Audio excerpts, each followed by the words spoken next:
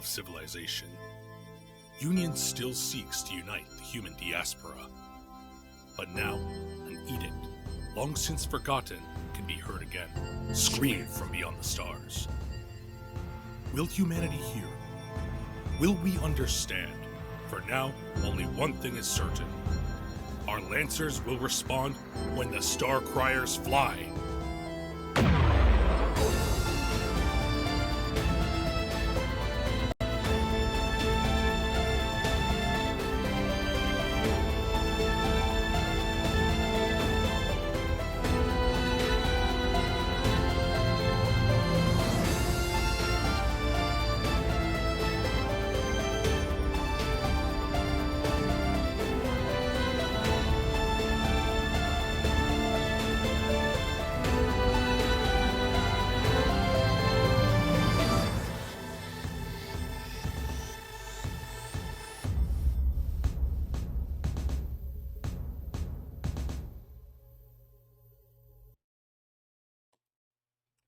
Hello, and welcome to RPGs Uncovered. We're back for another episode of the Starcrier Conflict.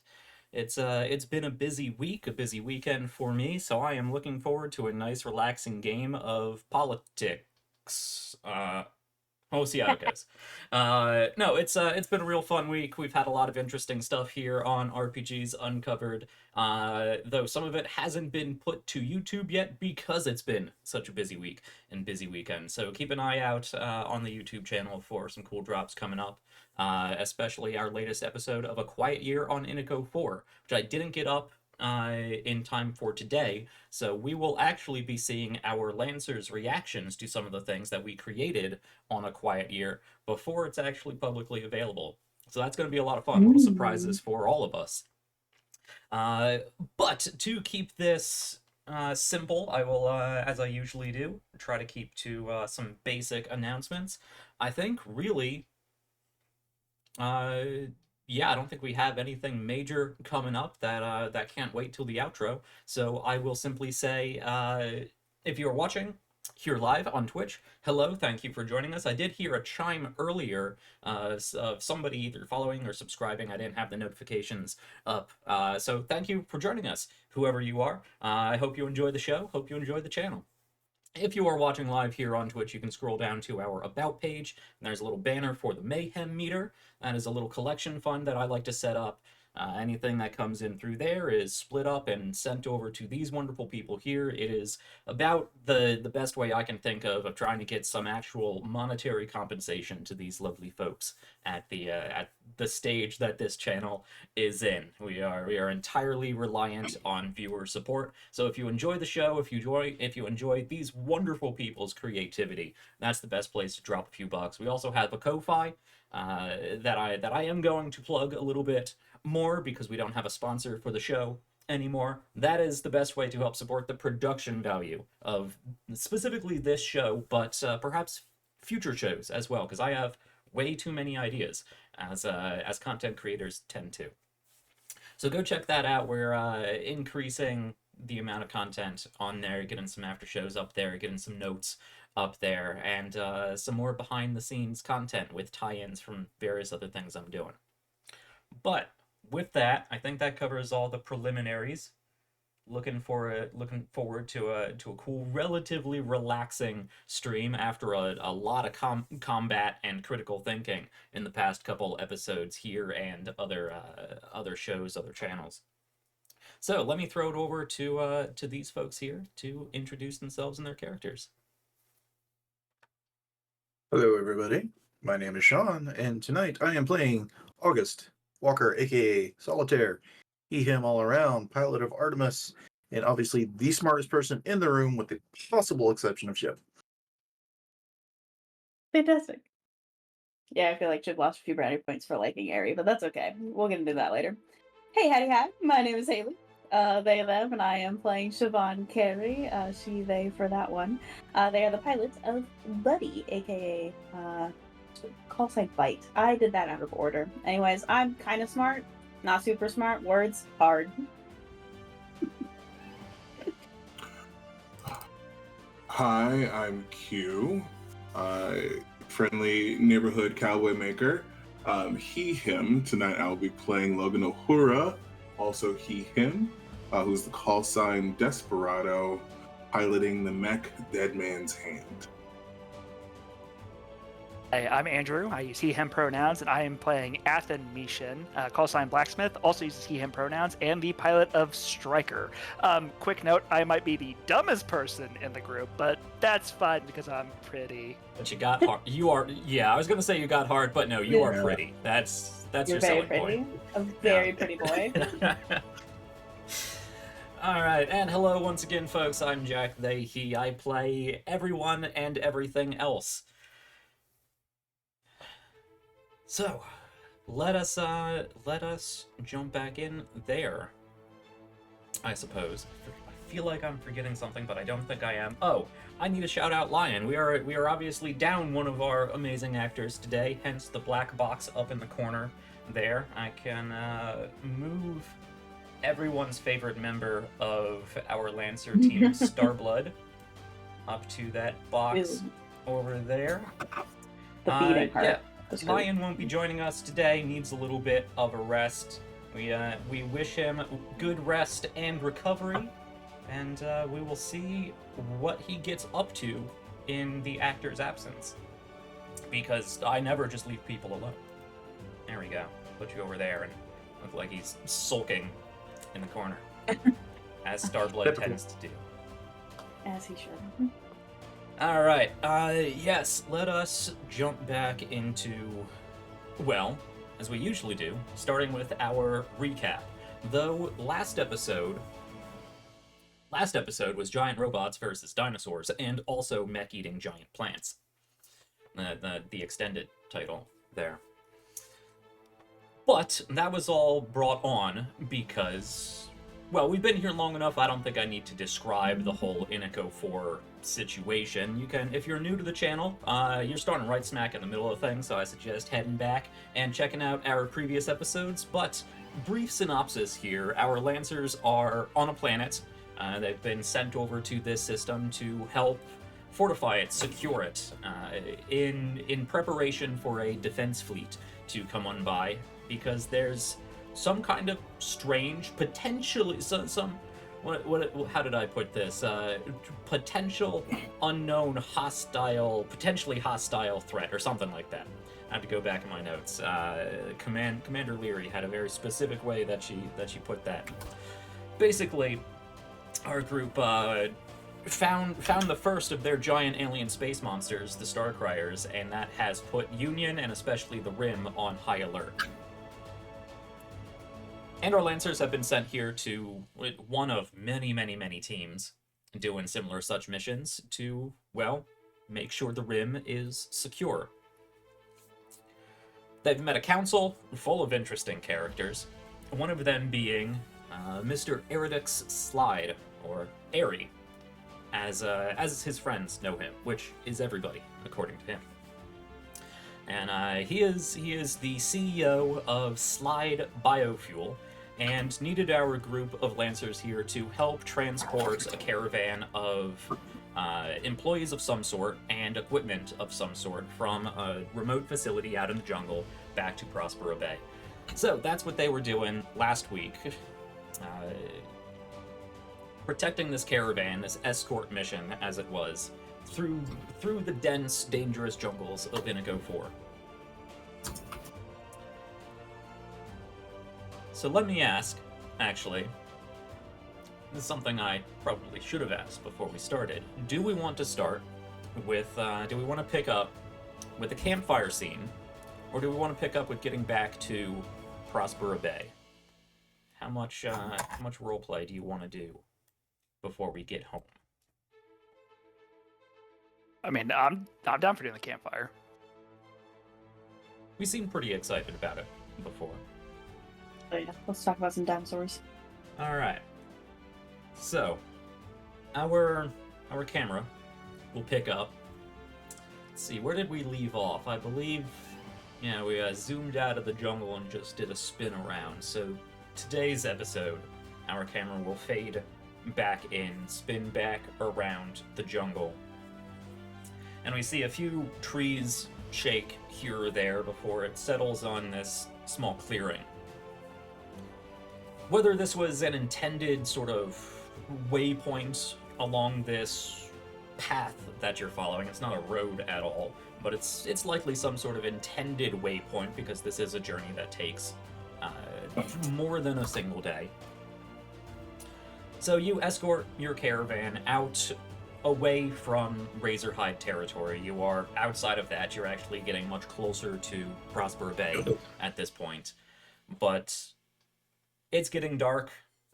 Everyone's tired. Everyone's probably on edge because you were traveling through Razorhide territory for a while, and you weren't able to rely on your sensors nearly as much as you would have liked to. So it was a lot of tension, a lot of staying on edge, a lot of looking over your shoulder, which is fairly difficult in a mech.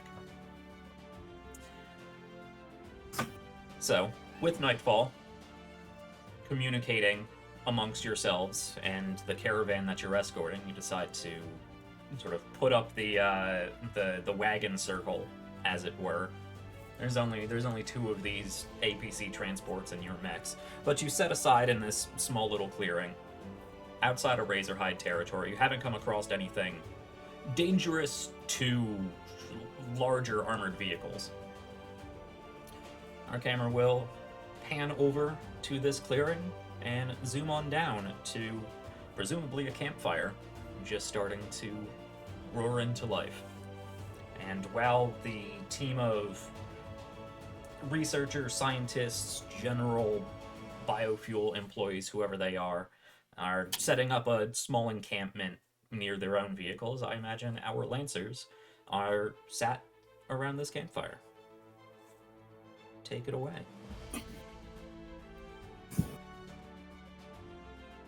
Imagine August is kind of kicked back a little bit on whatever kind of log or whatever beat out in front of him. Whatever kind of MREs or something that we've got there. Just looking very peaceful. He's just enjoying his meal and listening to the jungle around them. You're listening to Shiv curse in the background as they're repairing their mech, which was the only one to take structure damage. True, yeah. I think Logan would be helping Shiv if they allow, mostly because he's not really getting out of the suit, and he's got an extra arm, so Helpful. so he can assist with that. And He hasn't- Athen, I'm going to be putting on I'm assuming that either I can put over or like right next to the fire. I'm going to put this little metal canister and just start brewing some coffee, and then just kind of hold it up to August. You want some? Oh yeah, that sounds awful nice. And I assume that just in what I have is just kind of a couple of small thermoses, and I'll just pour one over, hand it to you. So how sophisticated is this coffee setup here? Oh, We're talking gritty cowboy coffee here. Absolutely, All right. yeah. Cowboys. Yeah, no, literally, it's basically just a little it's one of those kind of MRE style coffee pack kind of thing. Literally pour that in, bit of water, metal container. It looks ugly as sin. This thing has been used for a while. This is mud. Just slightly crunchy. Absolutely. But yeah, it's grainy, but you know what? It's hot and it's strong. So I gotta be honest. I don't know about you, that was fun. That was different. I gotta tell you, Athen, this is the kind of stuff I could do this forever, man. Just out here in the middle of nowhere. Well, I will say, whenever you decide that you want to be done with Union, you might look at joining up with a Merc unit, actually. I know Circle Blades would be happy to have somebody your caliber. Yeah, I don't know about all that. Those folks, I don't know if it lines up with what I want to do eventually. Oh, what do you But mean? you never know. Well, I mean, the whole reason I got into this was so I could build up a career and the skills so I could, help out in places like this, colonies, and out on the periphery and stuff. I mean, just for what it's worth, I mean, like, when I worked with the Circle, like, it's what we did. I mean, we kind of stayed to more of a local cluster and kind of ship in between planets, and whenever people needed help, they usually are, acquire our services, and then we go in and do what needed done. I mean, it was a lot of helping defend people from raiders, bandits, pirates, stuff like that. And y'all did it for money, right?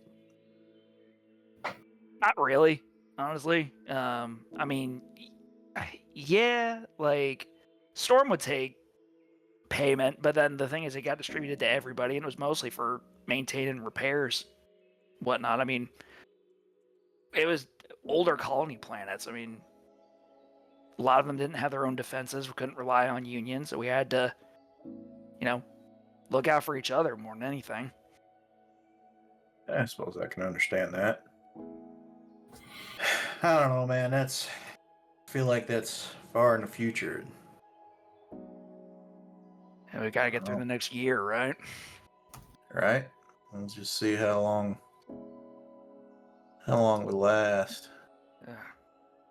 I will say the bureaucrats here are killing me, and I know that's union's whole Lord. process. We don't want to go SETCOM on it, but Yeah, well, I don't know, all that red tape and everything. I don't know why it's the way it is, but well, I mean, this is their home too, though. no, you're right. It is. Unfortunately, they seem like a bunch of damn idiots and want to turn it into everything else. Yeah, that's true. Especially that area guy. Like, don't get me wrong. Like, he seems fun. I don't know how the hell he's one of those. Oh my god, he seems like a self-important pain in the ass is what he seems like. Oh, Where well, do you see fun? Where do you see fun? Like, head comes around the goblin. Where do you see fun? Explain that to me. Okay, hang on. Two things, real quick. One, you want some coffee? No. All right. If it's your dirt coffee. No, that's not why. Okay, but in terms of fun, he seems like a person that just likes to go and just head out, do what he wants. I get the sense of thrill seeker, high octane. Like, look, I get it. All right. Like, What gave you that impression? His lawn ornament mech that he has? I mean, you got to start somewhere. I mean, not everybody's gonna be badass like us. This is the kind of guy who wants everyone to think he's a badass.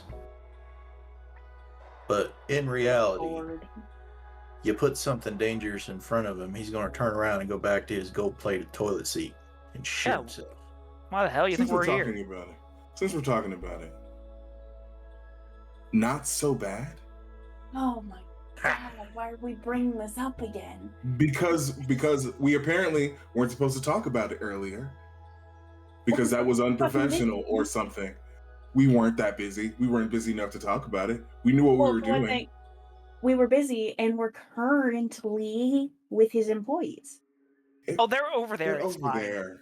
Oh my god. Yeah, but we're off the clock now. Exactly. Are we really off the clock if it's a several day, like overnight? Yes. Isn't that like a whole time thing? No. We're trying to avoid the question. Also, I want to point out, we're doing him a favor. Being employed by him. Right. Yeah. Well, no, right. I mean, like, we're with his employees. It just felt rude. And excuse you, I'm avoiding the question very well. All right? No, you're not. Grand old time. Chev. No, I mean, you might be enjoying yourself. You're not doing it well. No, fine. Chev, come on.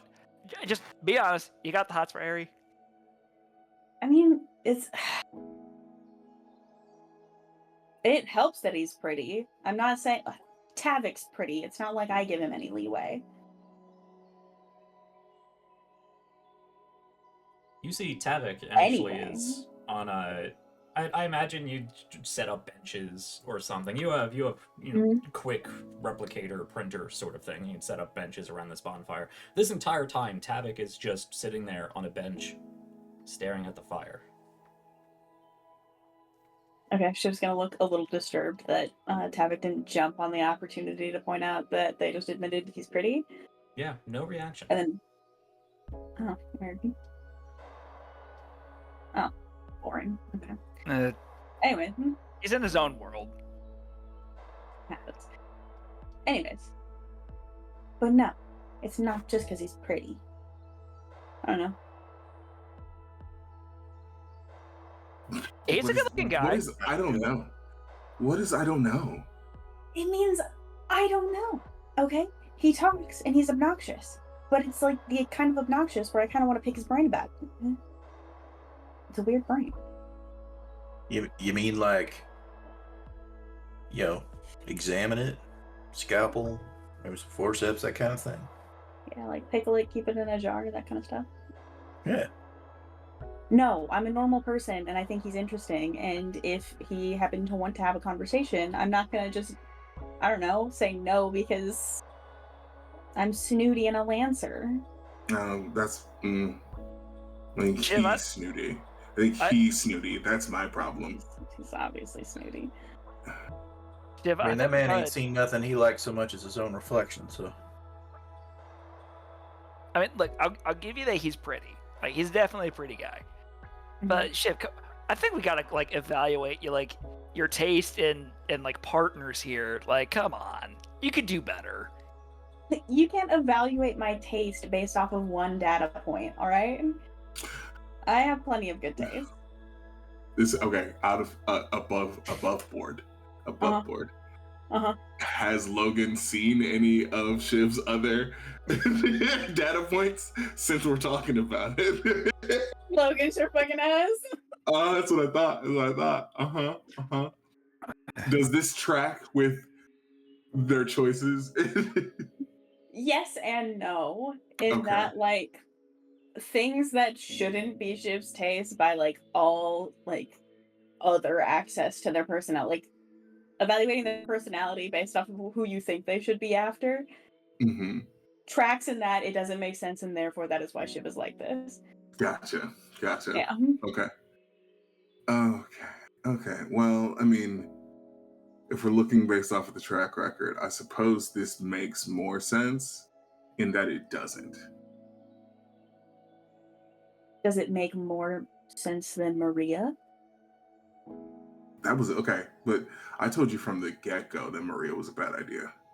I know you said that. Mm-hmm. And then what happened? And then I tried, and I had a hypothesis, and when it went poorly, hypothesis proven. Wait, hold the fuck. What? Who's Maria? Who's Maria? No one now.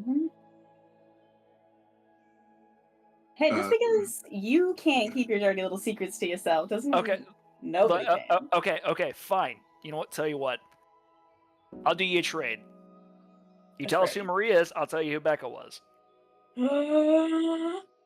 You have to tell him. You have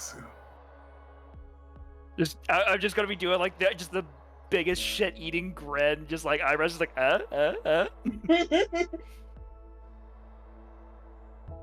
See, that's assuming that I didn't already do some stuff to track down who Becca was. Are you willing to take that?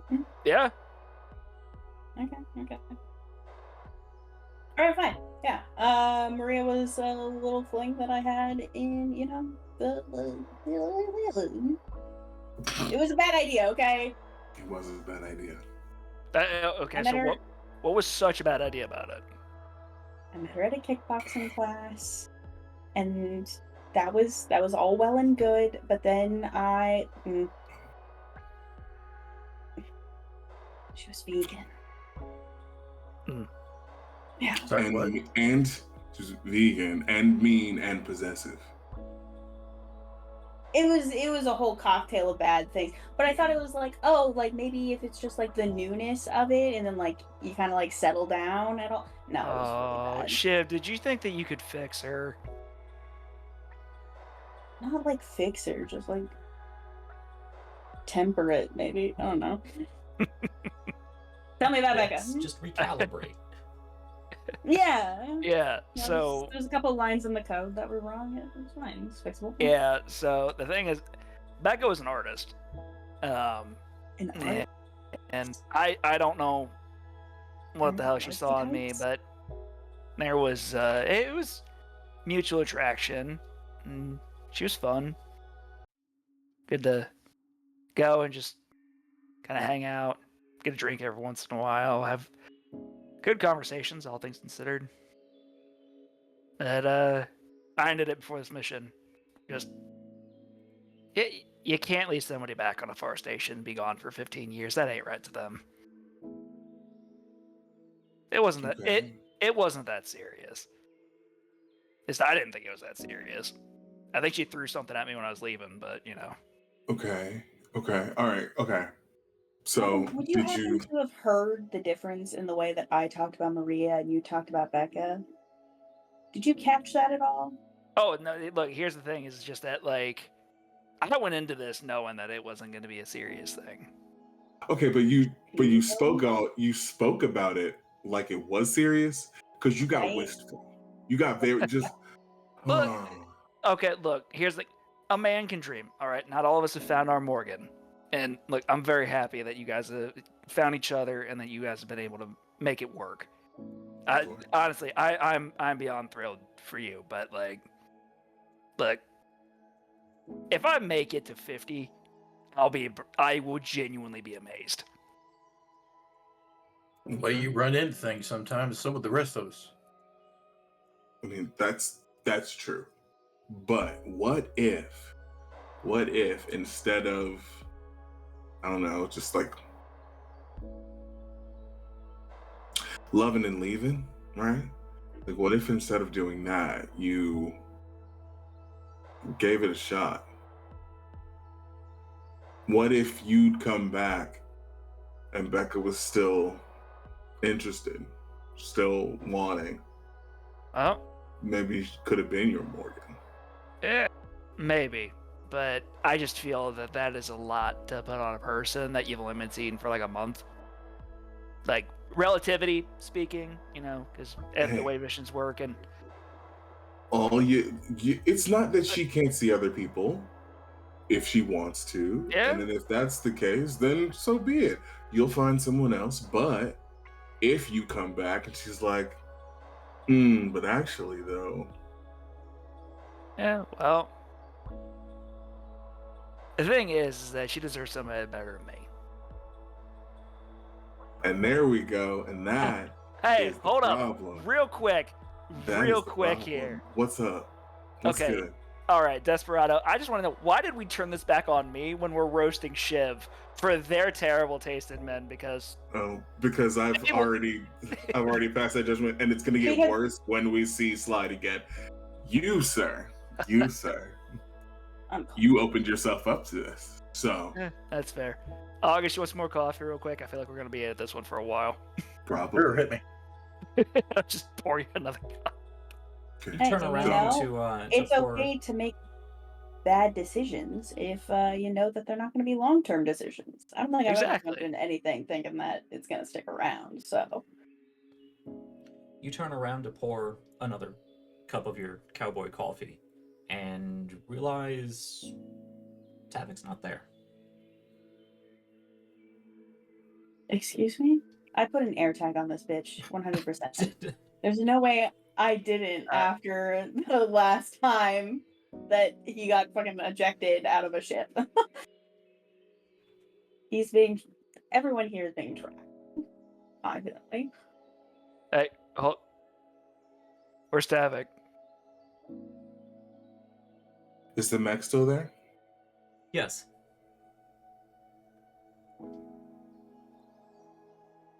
Okay.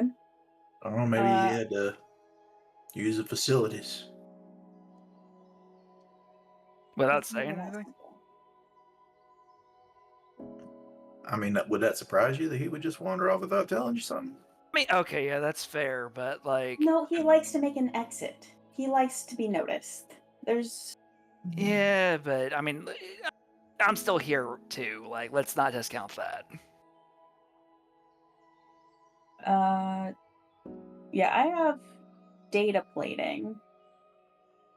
Does he though? I think it's just. Yeah, he does. Yeah, he usually has I think data it does, plating. Yeah. I'll just kind of like and poke him, be like ping him, Send him a essentially, little being DM. like, Yeah. yeah, be like, where are you? No question marks. All lowercase. No response. Absolutely fuck that. Okay, can I track him with whatever I have? Can I like? We're on a planet, so I could use some kind of GPS. Yeah. I will say, actually, you are on a mission. Like, as opposed to the entire operation, year-long operation, you are actually out on a mission. So I imagine, along with operational comms, you also have, unit tracking and whatnot. You're probably not tracking everybody all the time, but I'll give you while you're out on mission. You can have a general idea. Yeah, you can do like an emergency command override location ping or something. It looks like he's actually very nearby. Actually, it looks like he's in his mech. Huh. Okay. Should like it hurries to do a bunch of things, goes instantly into he just got jettisoned from a ship again, and then like deflates. Oh. He went to his mech. Anyways. You look over, it's still there. It's not doing anything. Cockpit's closed. He might have just gone to sleep. See, I'm getting pretty peopled out myself. Fair enough. How's Buddy shaping up at the moment? You need a hand with that at all or anything? She's got 3 extra. Yeah. That, and I think he's getting like temperamental with other people touching him. I don't know. Oh, is that why my hand's shorted? I think so. I mean, I don't know. He's just being kind of rude. So like smack the frame a little bit. Anonymous variable entropy system detected. What? Do I know? Anonymous variable entropy system detected. Where is that coming from? That's coming from Buddy. What? That mean? Wait, hold. Do you have an NHP on that thing? No. I will say, I should have said this when everybody asked what, but it's only you who could hear that, Shiv. Good. Cool. So you all just see Shiv go, what? Okay, no, Shiv, we're not What? doing this. Tavik's already got, maybe a couple of What? screws loose. What's going on? What happened?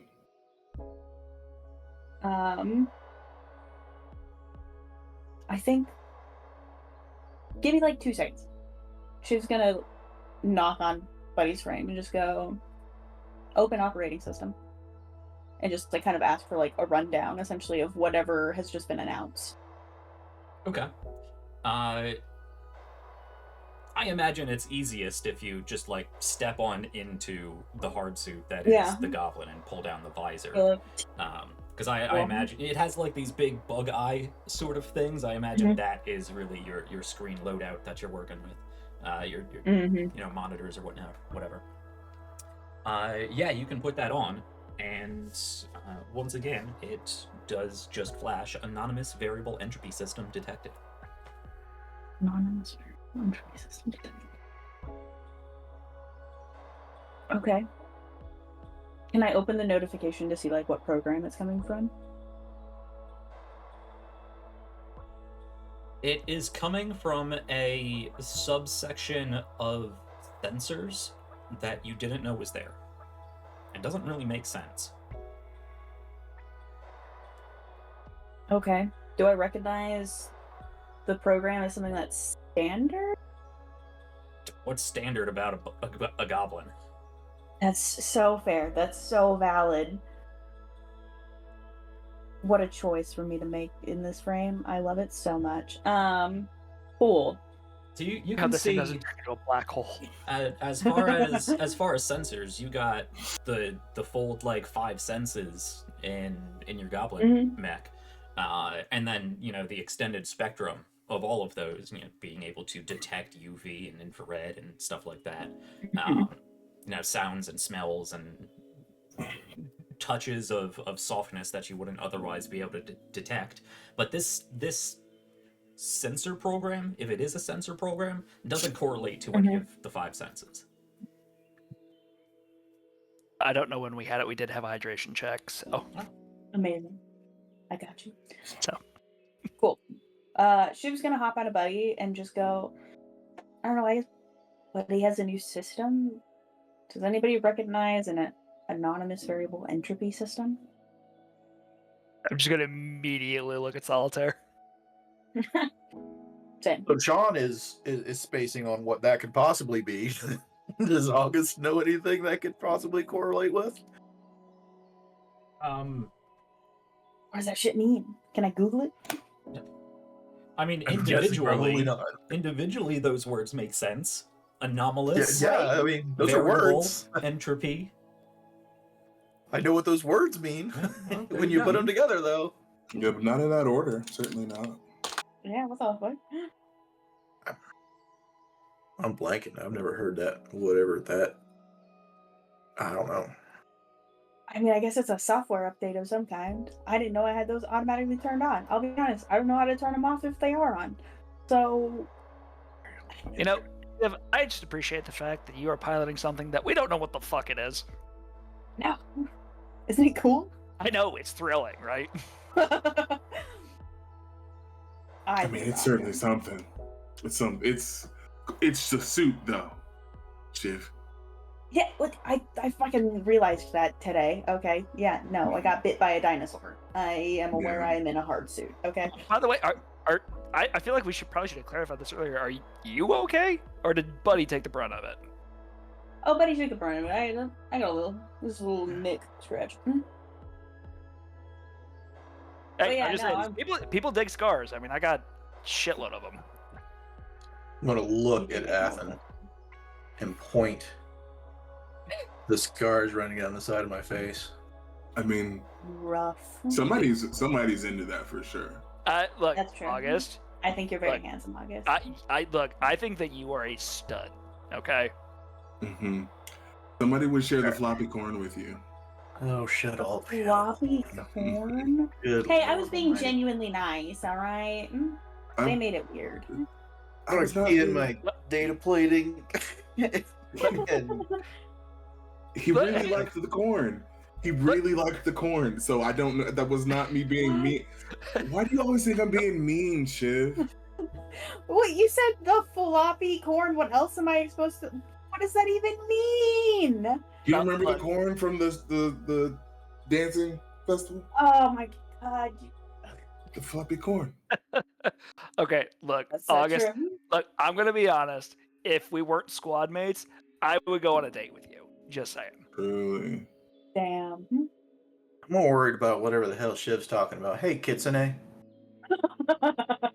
Yes, Solitaire. Have you ever heard of something called a anonymous variable entropy system? To clarify, it is anomalous. Anomalous. As in Anomalous. Oh, okay. Anomalous. Oh, that's even That makes scarier. more It sense. actually makes somewhat more sense. That's It makes more That's sense, worse. but it's. I heard anonymous. I was like, I also heard anonymous. That's why I Same. typed I was like, yeah, it. sure, anonymous. Vibes. anomalous. And does Kitsune know what the fuck is going on? Anomalous variable, upsetting. Like Yeah, those two words back to back, upsetting. That designation does not correlate with any known parameters. Not that have been defined to me. Doesn't sound like anything I've ever heard of either. It Okay. sounds as if there is some sort of unexpected, localized change in entropy. Yep, that's all. It's Some all process of theoretical math. thermodynamics and indeed. Shiv. Can Yeah? you activate the sensors in Artemis and see if there's anything weird that you're picking up in the surrounding area? And yeah, and can you check, like, you go back in Buddy and like check to see if you can locate where in your sensors it was detected? Yeah, sure. I feel like everything gets way more serious very suddenly. They're gonna hop back into Buddy and try to see what it's trying to get them to acknowledge Okay. with this pop-up. How do you go about doing that? I think Shiv has learned recently that trying is bad. And it's just I don't try to do anything. Shiv just goes, closes their eyes, goes, a notification has popped up, and lets themselves just go Okay. to acknowledge it. To see what I do instinctually. Kitsune will report back. If there is some sort of phenomenon, I am not detecting any on my sensors. And then Something Shiv outside of normal. just spins on a heel, and Buddy is now facing backwards towards the slide biofuel caravan. Oh. That's concerning.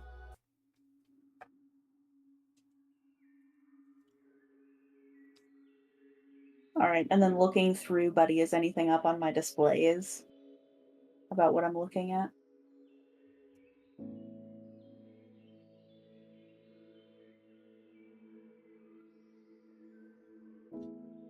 No.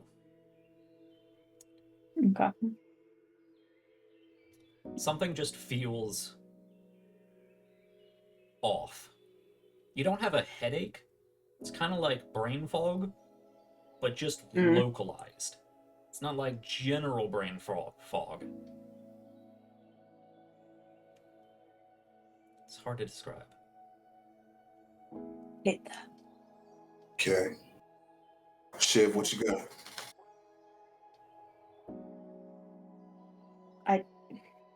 This is gonna sound stupid, but like I don't know what I don't know. Get a weird sense of Okay. deja vu saying that. Ooh. Okay, so then let's. You feeling it over that way? Yeah. She's just gonna slide Alright. out of Buddy, because I don't intend to approach civilians in a mech. That feels like a bad idea. Sure. I'm just gonna like head towards the rest of our the caravan essentially. And go looking I'm around gonna- for anything that makes me feel worse. Start heading that way.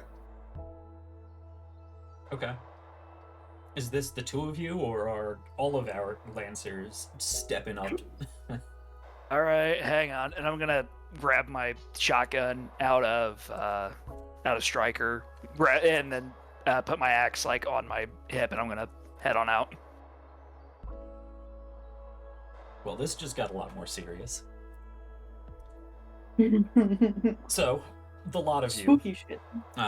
can head back over to the slide. Call it a caravan. It's the APC in the transport vehicle.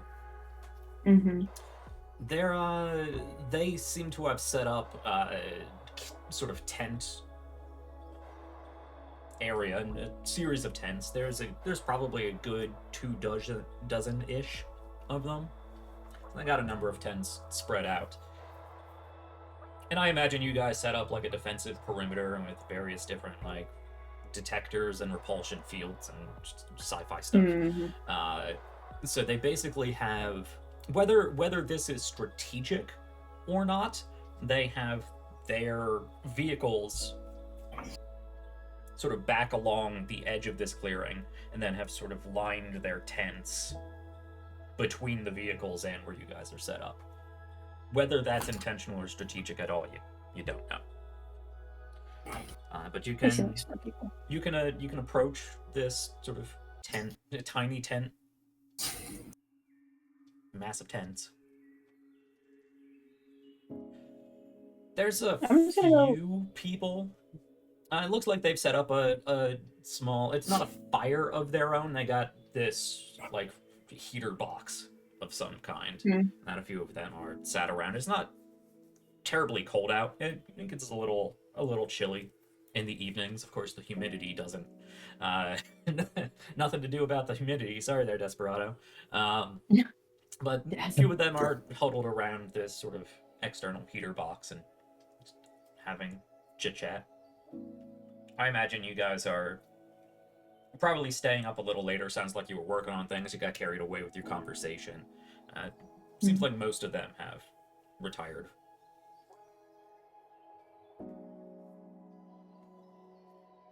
No, sorry, what went? She was like muttering to themselves the title that was given to the system as they're kind of like looking around, trying to figure out what that could be referencing in this area. Are they like working on anything around the fire? Like, are there data pads out? Or Not that you can see. No.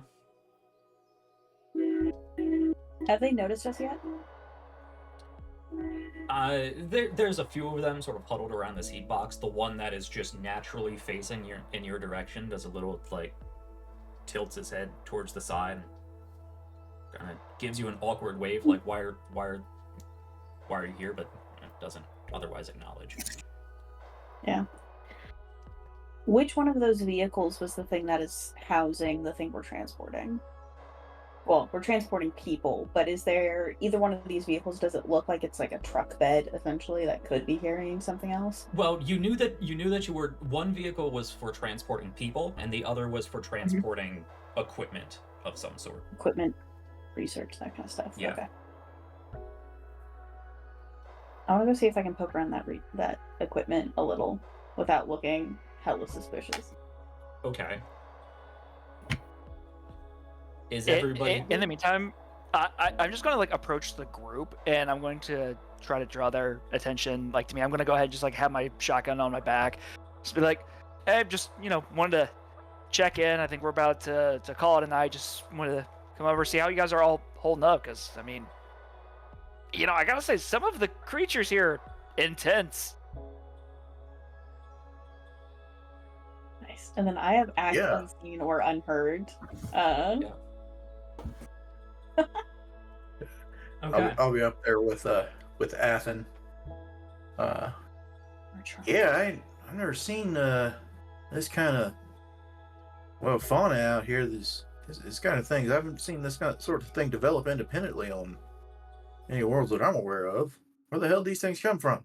Yeah, it's a strangely bio-rich area, and we've cataloged a number and he really starts going on. It seems categorization of local, mostly plant life is this person's specialty, and just starts going Look, off I'm on nerd. Pokedex entries of this fern over here and that. Yeah. Yeah. Then everybody Fantastic. else around the heater is like, "Oh man, you asked You Bob. set him off. You had to. You poke the bear. I'm gonna be at this all Yeah. night." All Got right. him started on a special interest.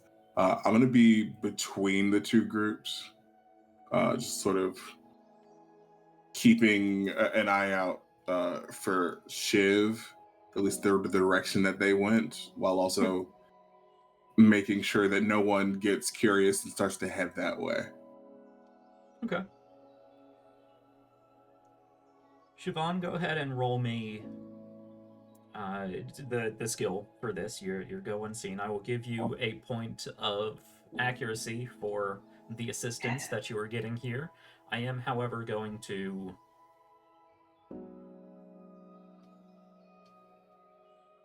No, I'm not going to make it risky. No, just What? go ahead and roll with a point of accuracy. Ooh, nice. 19 total. Okay. Yeah, so you can sort of meander your way on the exterior side of this just miniature tent city. Head over to the transport vehicle. It's not as bulky as the actual personnel carrier. Obviously, you can't stack people as well as you can stack boxes. Or, I mean, you can, but they don't prefer it. Yeah, that's fair. It is currently closed up. It is likely, given it's nighttime, a number of people are sleeping, there's not a lot of noise. Just the hydraulics of it opening up would probably cause some commotion, but you can head over there. You,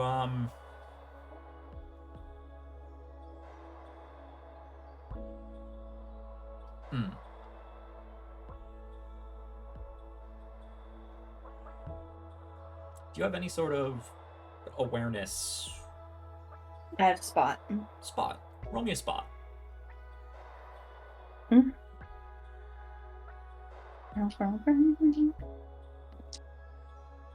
Less good 14. Okay.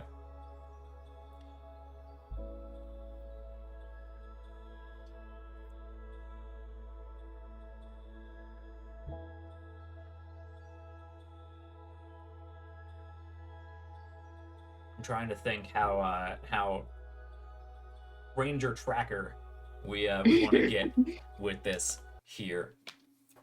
I imagine between setting up these tents and just people going and checking on the vehicles, there has been foot traffic towards this vehicle, obviously.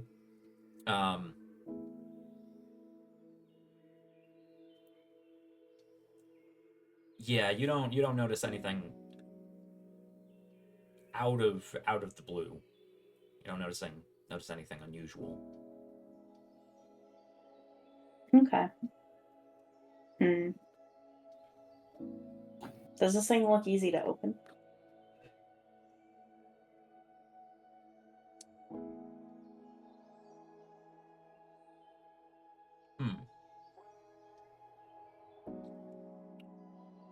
I'd imagine how secure. I mean, this would probably be fairly secure. So somebody probably has, beeper and little car fob kind of thing, Yeah. somewhere. But you could hack it. That being said, again, hydraulics aren't quiet. There has to be something fucking weird in here. Get a weird sense of deja vu saying that. Ooh, hate that. Shit. Over data plating. I'm gonna reach out to, I think, August. Something weird in this truck, I feel it. I can't get in. The hydraulics are gonna be loud.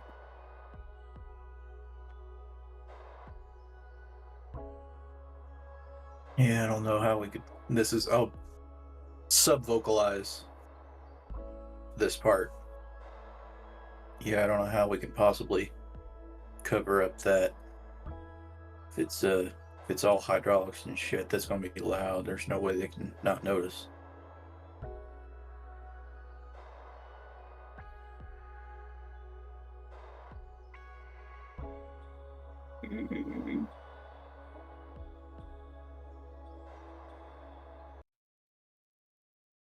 I feel like I've gone through this before. You do feel like you've gone through this before. Does it feel like I've gone through this thought process or these like steps of like getting up to this point, going, no, actually, I won't break in, and then backing off?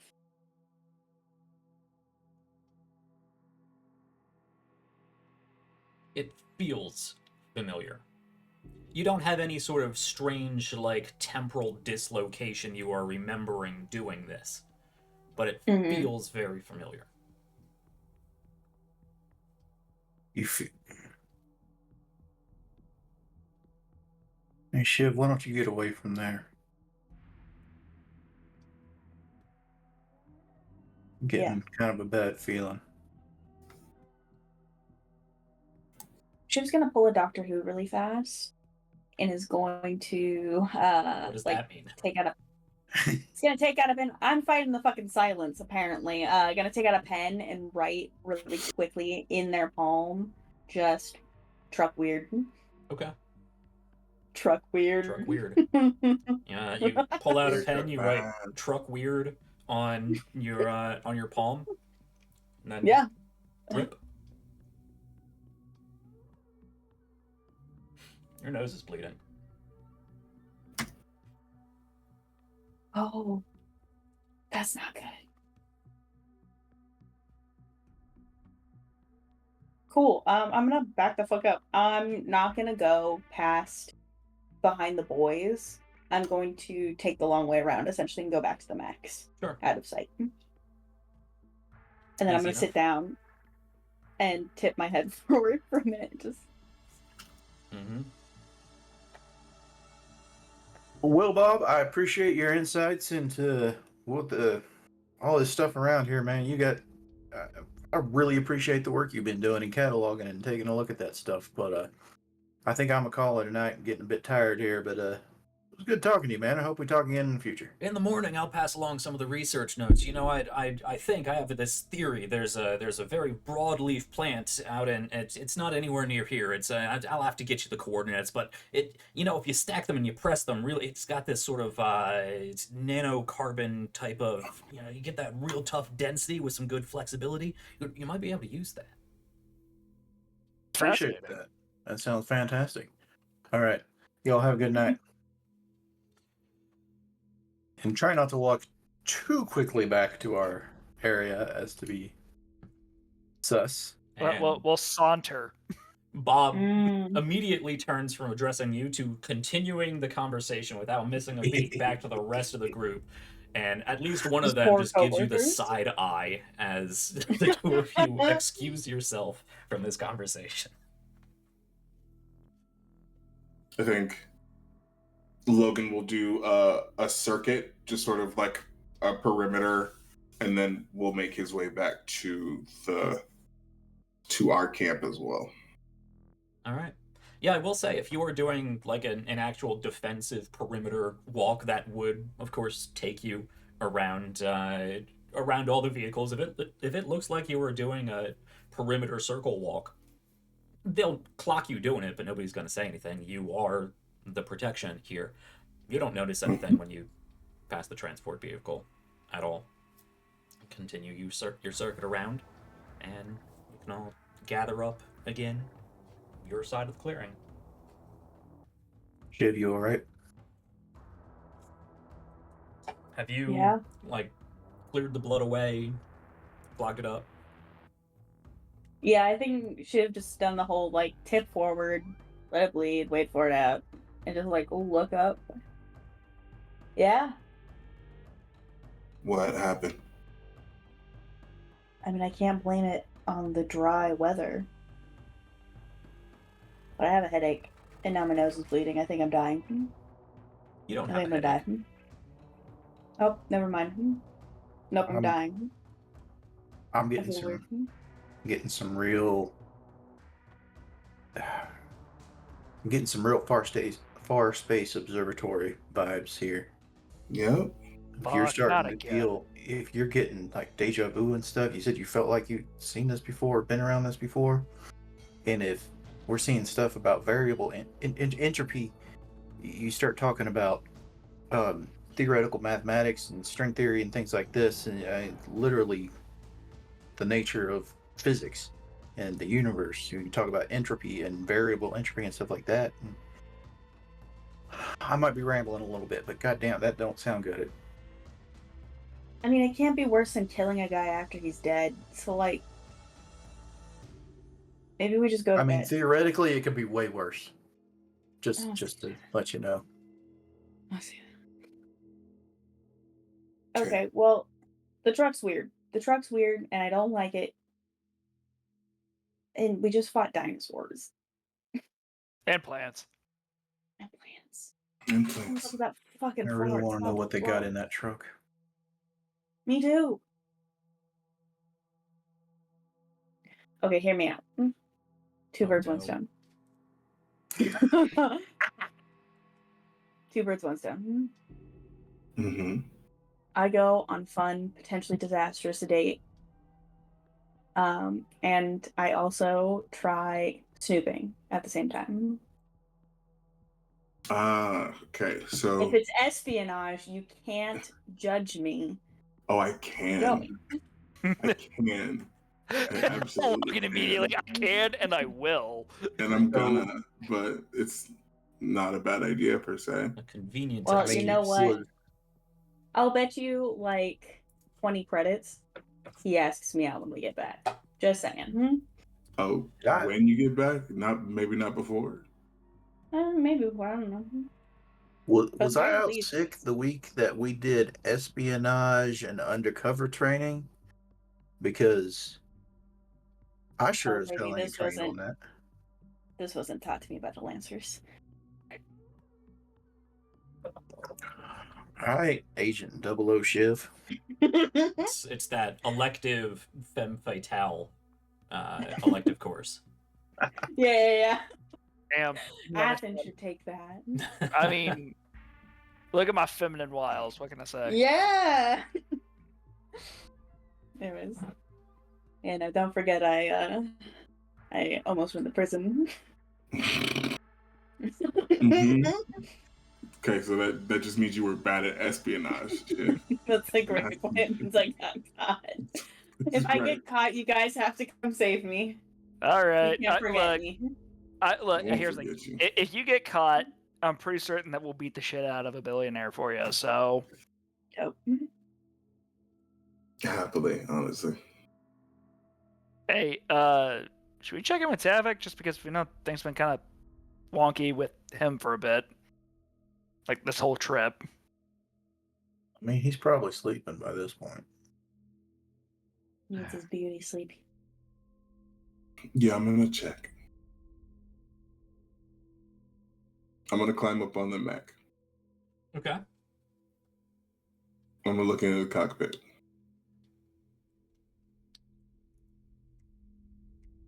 I can't imagine you like it because it's not an airplane. It's not really a cockpit. I imagine these are pretty fully enclosed.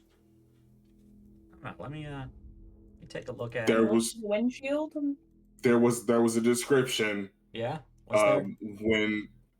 when he was doing some crazy slower shit that he looked at Athens. So Okay. maybe Yeah, I that's don't fair. know. All right. Let me can I pull up character art of the Ascendant here.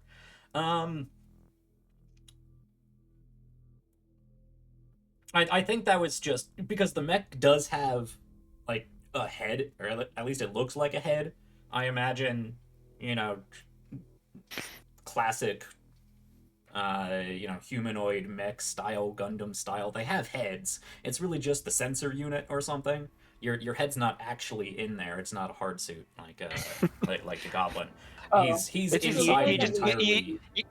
you just unscrew and just like open the head up, then just look right down in. Perfect. No, I don't think there's a. I think that was just the mech's head turns to look at the mech of Blacksmith. Okay. So when big mechs are saying that they look at each other, you're like, what? Looking at like security camera footage? Like there's, I would assume like cameras, and then you're looking at it on a screen. Mhm. Is that how we do shit? Yeah. Yeah, so then I'll knock on the chest and try and ping him directly through comms. Tung. Way to beat. Tap, you alive? You alive? No response.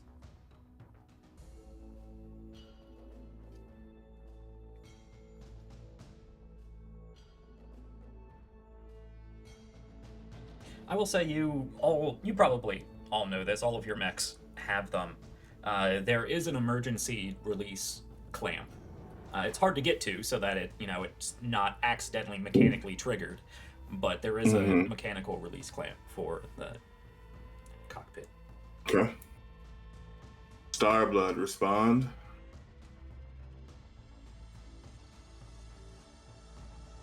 What if he's just EB? Then he would have bitched at me for waking him up from his beauty rest. That's a great I'm point. gonna flick. I'm gonna engage the manual. Okay. Takes you a bit to. You have to take off a piece of plating and get your hand up behind something and fish around for it and click something. There's a loud clunk clunk, and then as the cockpit just releases the clamps. It doesn't activate the entire. So you have to grab it and like pull it down. Mm-hmm. Which obviously is a whole process. And the fact that that hasn't triggered anything probably, ups your awareness. But you do pull it down enough to look inside. And Tavik is just sitting there in the mech, staring straight off, blood dripping down his nose, down his chin. That's disturbing. Hey, I was doing that. Hey. Okay. Can I pull him out? I want to pull him out and bring him down. You wrench the cockpit open a little bit more. You do realize at that point, I believe it's his left hand. You see he has his patented, little hand keyboard that he's always wearing. You can see his fingers are just very minutely but very rapidly twitching. But you can wrench down this door, just grab him, fireman's carry over the shoulder, and climb your way back down.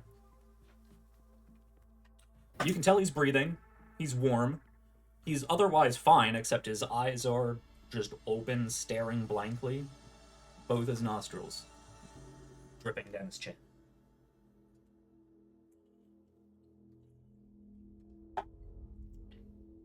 That's not good. Shiv, you got one of your med kits? Yeah. I have patch, which I think counts. Okay. Yeah, first aid. Yeah. You can run back. I imagine if you had a full-size mech, you'd probably keep your med kit in the mech, but you don't have space inside Buddy, so you might have like a backpack attachment, or somebody else carries it. But you go grab your pockets. Okay. Yeah, I mean, you are wearing these sort of cargo pants things. Cargo so, pants, yeah, always. throughout Living your the... various big pockets, you I have an can entire fend med between. kit distributed. So you can kneel down and start inspecting. As soon as your hand touches his face, blinks. Can I help you? Why am I on the ground? Because you're bleeding and being a freak. From your nose.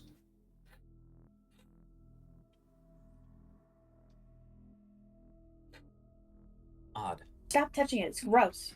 Here. And then Shiv's gonna, like, reach for fucking cleaning wipes and is gonna, like, go to do it for him and He'll no. grab it and Yeah. it's a nosebleed. It's fine. He goes to stand up unless you protest. Nope. I'm grabbing his Yanks shoulder back and down. holding him down. Hey, I'm gonna need you to stay there. You were zoned out for several minutes, then you disappeared, wound up in your mech. Then we went to check on you before bedding down. You did not respond.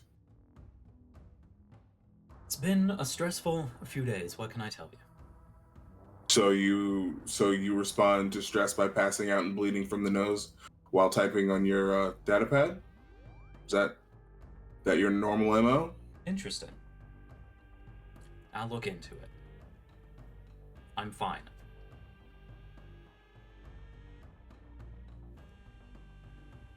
And I'm too tired to fight. Okay. He's alive. Let's go to bed. I appreciate your concern. Yeah.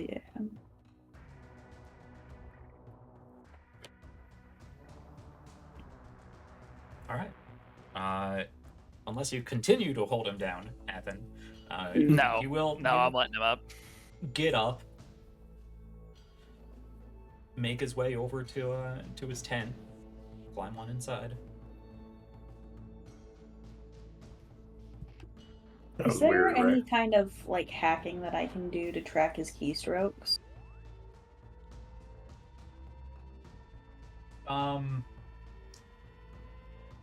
To see what he was working on? I know Lion has expressed previously that his personal pad is Mhm. very close to him, and Yeah. has some fairly sophisticated security and whatnot. So without Lion being here, I'm going to say no, not Yeah. not at this time.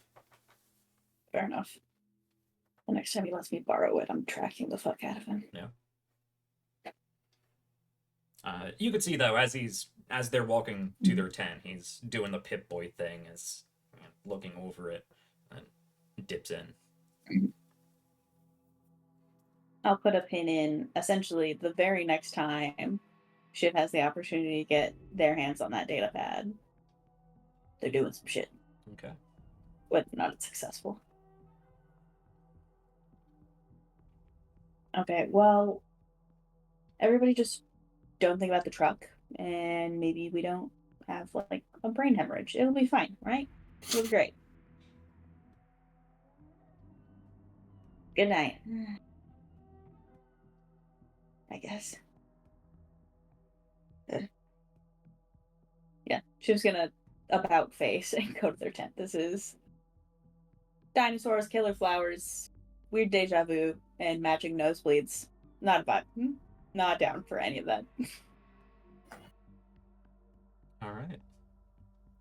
I imagine over the course of the next hour or so, everyone in various stages of awkwardness and confusion and probably frustration to a degree turn and head to their individual tents and bunk down for the evening.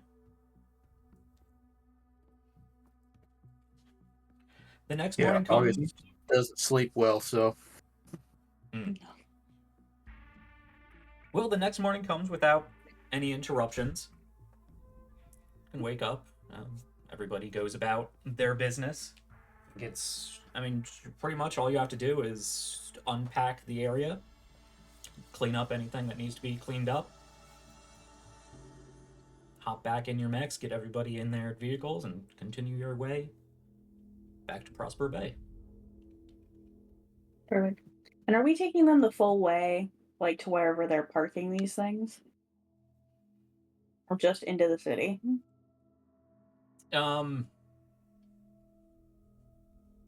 Your mechs would be kept at a hangar, along the wall, basically. Mhm. Buddy, could walk about the streets without any issue, but a full-size one mech. I mean, technically, they would fit between the buildings, but, foot traffic and whatnot. They don't want giant robots stomping around.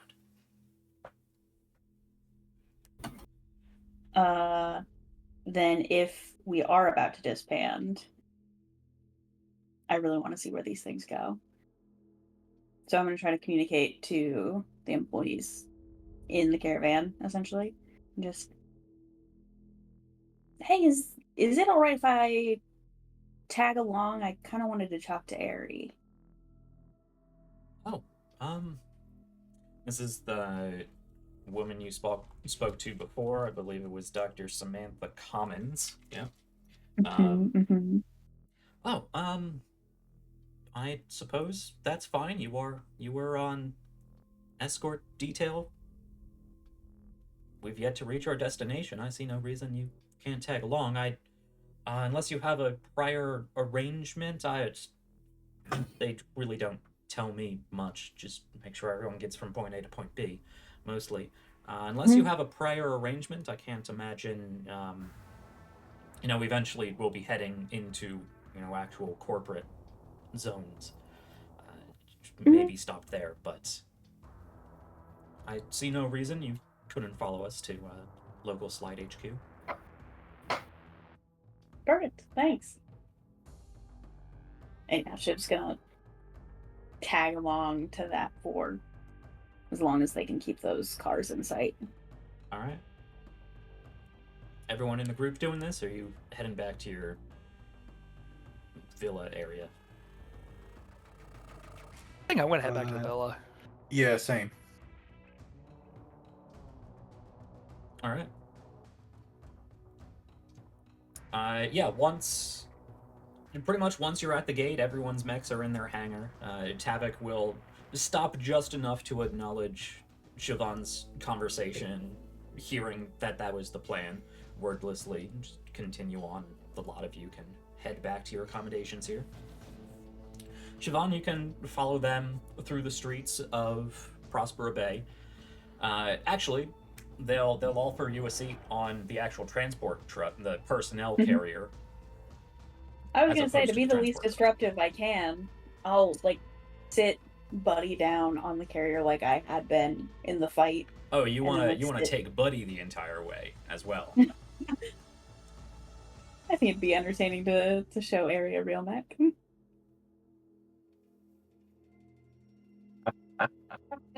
Is that how you persuade the perimeter defense detail?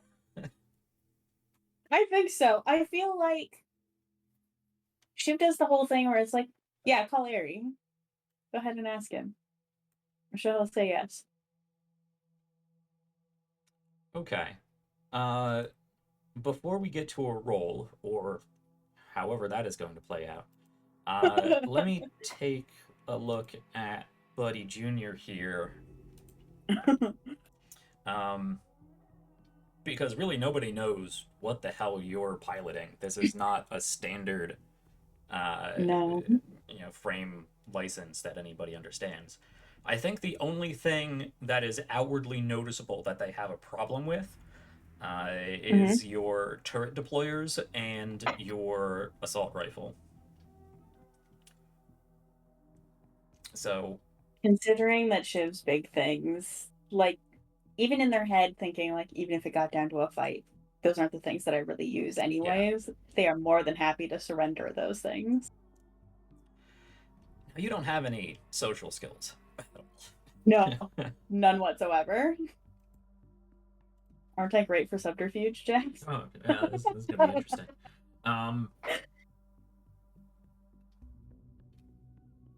I think they pull on the novelty of it. It is the whole, like, well, yeah, you know Ari. He loves weird shit. But he's never seen one of these before.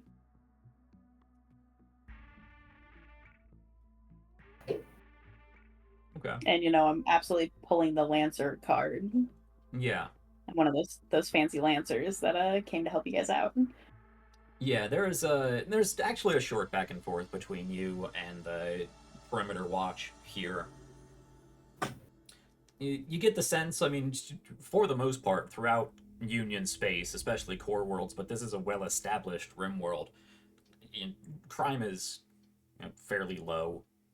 There's been some upticks recently with everything kind of going crazy at the moment, but that's local concerns. There's a bit of a back and forth. Somebody walks and talks to a supervisor, and eventually, yeah, as long as you stow your assault rifle and disconnect your turret launchers, yeah, you can hop back on top of the APC and head on out. Sweet. So, the lot of you will make your way back to your accommodations. Siobhan, you can ride on top of this APC. You do get... And they take you...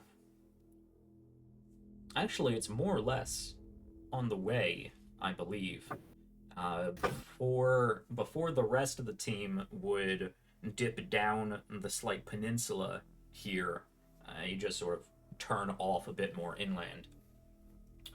And you get to a sort of walled, a low wall. It's not like a fortified security wall or anything, but like a modern day corporate plaza wall sort of situation. you do essentially get to this sort of corporate plaza, and there's a few outbuildings. There's a gated center, a gated wall at the center, and the main building sort of looks like if you took a D8 and just sort of sunk it in the ground a little bit, so it kind of goes up to a point. And then, Okay. Yeah. That's cool. Yeah. But you get to the wall, the two trucks stop. Commons gets out, has a quick conversation with the entrance guard. There's a quick back and forth, and then that same guard sort of walks over and sort of waves you down. Yeah, we'll slip out, buddy. Hey. Oh, interesting. The Slide Corporation appreciates your diligence in seeing the caravan back to HQ. We have it from here. Yeah, of course, no problemo. Happy to be of service. Kind of our job. Excellent. Is there somebody who could get me into contact with Airy Slide? I presumed you had. I presume you had being the Lancer detail. I've only heard about this mostly from local gossip and the. I want to say scream sheets because I just played Cyberpunk. Whatever the local news is. I could give you the contact for his offices here. Sure. That's publicly available. Pull up a data pad and sort of swipe it in your direction. Sweet. Nice. Where should I park Buddy? Or should I pick him up just in wherever they're going? Oh, I would imagine you would head back to the hangar. Oh, okay. By the gate. Sure. Right. Sorry. I don't do this often. I just wanted to show it off. Cool. Shiv has a moment in their own head that like sort of bleeds into this awkward conversation where they're like, I'm simply not built for this. What am I doing? I could still back out. I can't back out. Cool. And we'll take Buddy to the hangar. Okay. You close back up, hop down off of the APC, and just march your way back through town, back to the perimeter hangar. I guess, yeah. On my way there, I'm gonna call Aries' offices. Okay. There's a couple chimes, but before you get... Hello, thank you for calling Slide Biofuel. This is the offices of Mr. Eredic Slide. How may I help you? Hi, yeah. My name's Siobhan Carey. I'm one of the Lancers in the council. I was wondering if I could talk to Mr. Slide, please. Oh, I wasn't aware you'd be reaching out through this contact. I could put you on hold and see if he is available. Is there a better contact? Maybe I should have been more clear earlier. But being actual members of this administrative council, you probably have maybe not his like personal comm code, but you probably have a more direct, business comm code. Yeah. Oh, if I do, then I mean, you can get in touch that way. You can get in touch a lot more directly with any of the members of the provisional government here. Interesting.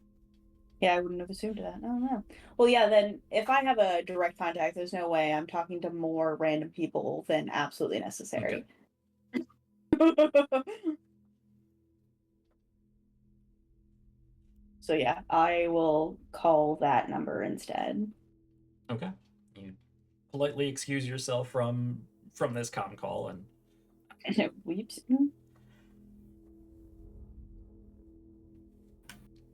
Yeah, there is once again a few chimes before I take everybody else off of what's going on here. Mm-hmm.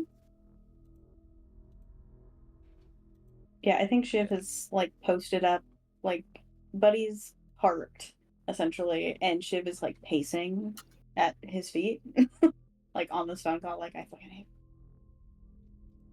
Okay.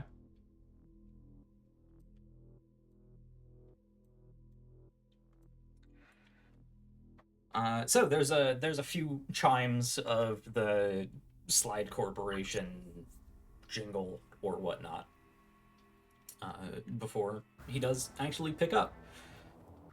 Siobhan, right? This is Shiv. You can call me Shiv. I appreciate the what's the antonym for formality? Familiarity. I appreciate the familiarity. There you go. Yeah, you know, tit for tat. You know, well, I mean, I guess you let everybody call you. Anyways, we're back. Everyone and everything made it back safe. I was wondering if you'd like a full rundown over at the mech hangar. Oh. Well, aren't you thorough? Much and then the royal you.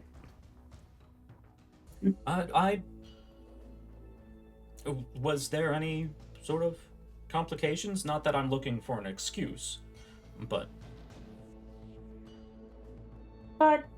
No, nothing in particular. I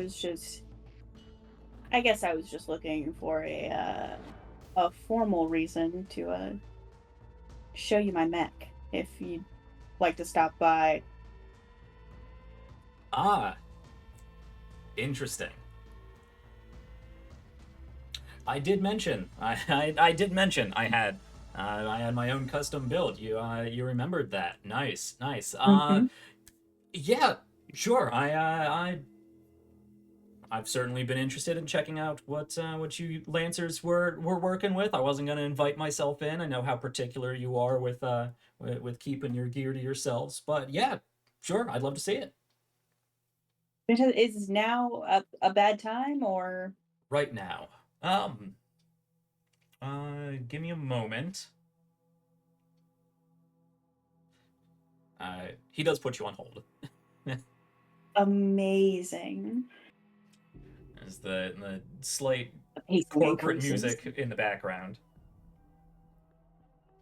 Stupid.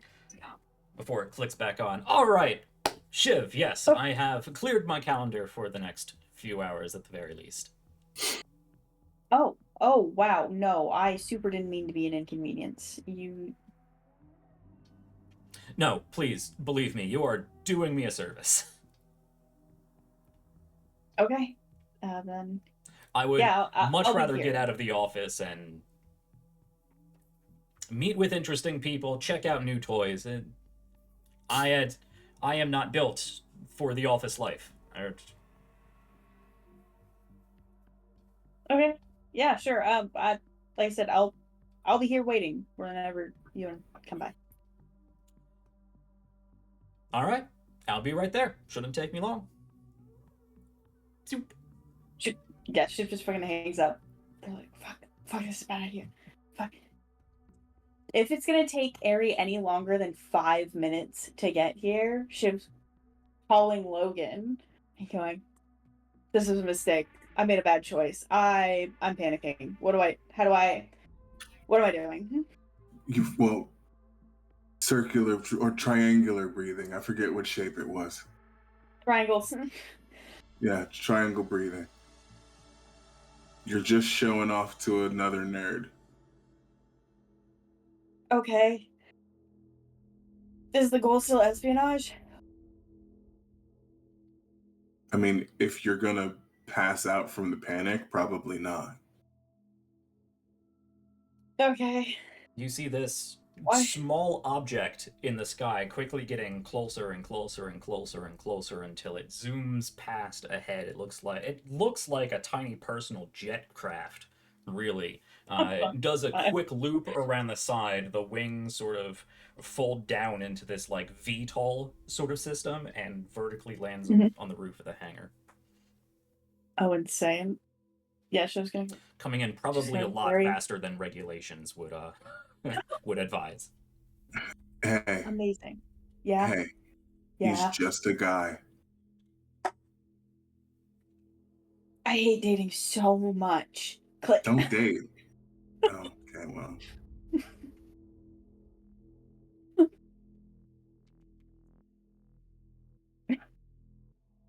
Helmet off.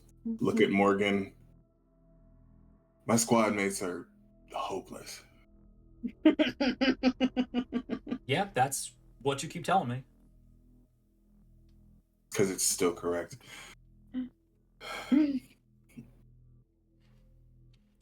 Okay.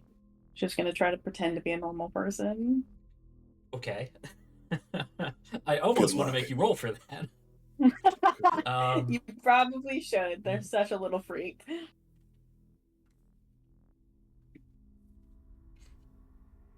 Do I have a character sheet for Slide? I think I made a character sheet for Slide. Oh, no. Let's see if my old potato can handle accessing ComCon and streaming and Foundry at the same time. What a vibe. Looks like we're doing all right. Yes, I do have Mr. Airy Slide here. Just remind myself. Okay. All right. Okay. No, you don't need to roll. Oh, okay. But you probably pace back and forth, muttering to yourself to be normal. And yeah, Ari will walk down. There's a sort of staircase that leads down from the roof of this facility down into the hangar bay. Sort of shouts from the landing of the stairs before he's even all the way down there, waving you down. Siobhan, thank you so much for getting me out of the office, and as I said, I would much rather be here. How much of a stupid jackass is this guy? Yeah, no, he totally would. He takes the few couple steps down and then just hops his ass up on the railing and slides down. Oh my god. Incredible. What a move. All right. Shiv is... Yeah, no, I mean, I'm simply not built for an office. It's why I became a Lancer, so...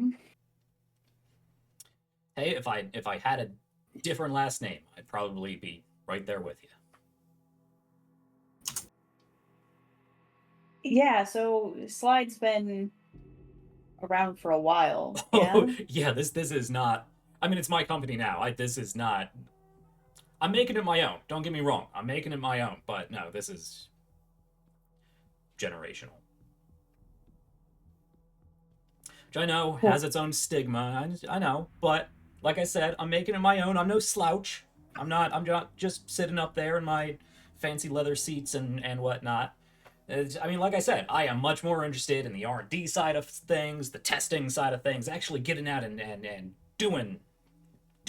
I'm not a paper pusher. I'm not, yeah. And those board meetings. Yeah. Oh my God, those council the meetings. worst. It's the worst. It is literally the worst. I'm not sure your associates like me very much. I was trying to be personal, give them an in because everybody else was kind of a lot. So, but you know, teach their own. I will say with you guys being there, the things are moving a little faster. Oh, good. So we are, like, helping to some degree. You're not hurting? Okay, I'll take it. Yeah. I mean, at least we got some sort of direction, I guess. We'll see. We got the satellite system. It's most of the way through production, I think. I don't have the notes on I didn't invite you here to talk about council meetings. Right. So Excellent point. So, what do you got to show me? You some fancy Lancer toys. You work with the good stuff. sure do. I work with the best stuff. Best with the best. Forget everything you know about Max. And then she was gonna very awkwardly, but in a attempting to be entertaining way, go ta-da towards Buddy. Okay. Interesting. That I imagined it'd be bigger. Oh, mine's small. Ah. Yeah, no, the boys have the big toys. I have something a bit more precise. Yes. Interesting. This is a don't get me wrong, a little more than a hard suit, right? I mean, it looks sophisticated. Don't get me wrong, but it's interesting. Interesting. Sort of leans on in.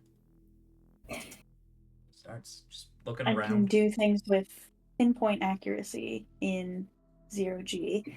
I have the ability to operate touchpads while in this mech, which is crazy from 8 feet away. Oh. Yeah, no, it's a good rig. Are you using a particular frame yourself? No, custom built mostly. I think it's mostly I mean, easiest to get a hold of. Mostly sort of skeleton of an Everest, and easy to start with. But most of the components are slide proprietary. Awesome. Are you planning on breaking into mech frames? Perhaps, and this has been a little side project for me. Some people make models. My models are just a little bigger. I mean, maybe like I said, I'm trying to make slide the corporation, trying to make it, because biofuel. I mean, who uses biofuel now? I mean, this thing is not powered by plants, right? You got a microfusion in here somewhere. I'll be so honest fact, with you, I don't know exactly what powers it. I would love to be able to. You're not gonna let me pull this apart. Absolutely the fuck not. All right. Had to ask.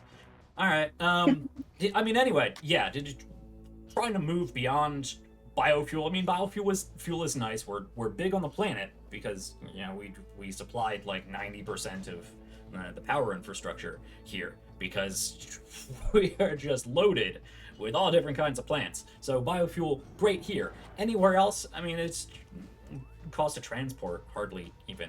So yes, trying to move on to other things. Don't know about mechs just yet. It's still kind of. I mean, it's a local corporation. We're not up there with IPSN or anything. But one day maybe. Who knows? I mean, have you considered localized mechs powered by biofuel? That sounds clunky.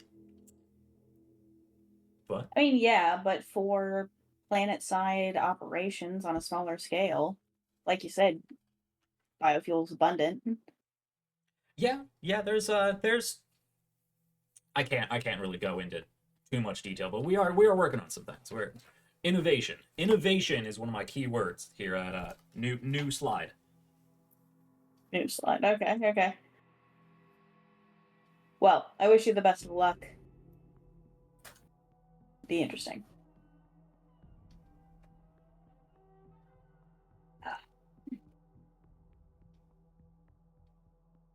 He just stands there with a smile. Yeah, and shifts foot to foot. So you were bragging pinpoint accuracy in 0G. Yeah. This doesn't look that heavy. No. Want to go for a ride?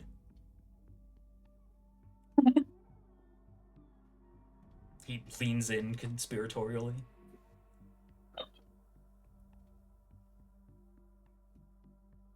Yeah, sure, why not? Come on. Let's go then. All right, hop in, meet me on the roof.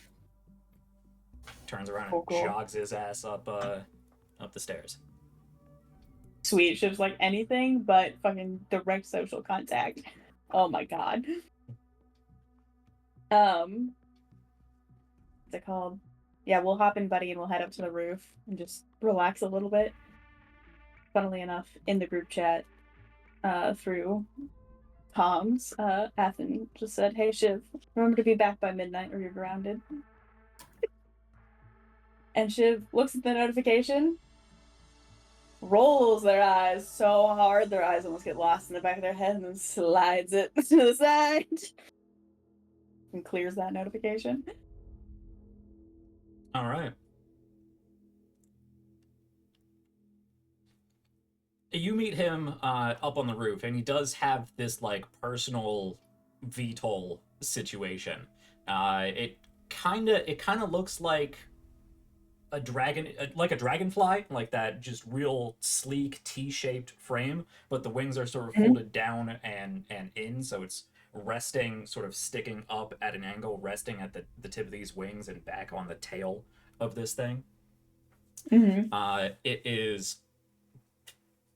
Yeah, it is painted like red rocket red, with of course like a yellow racing stripe down both sides. Slide biofuel written on both of the wings, in a very like NASCAR style. All right, hear me out. Okay. We'll be fine. You hop onto this, I take you up.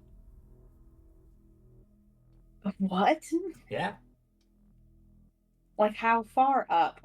All the way up. You said 0G.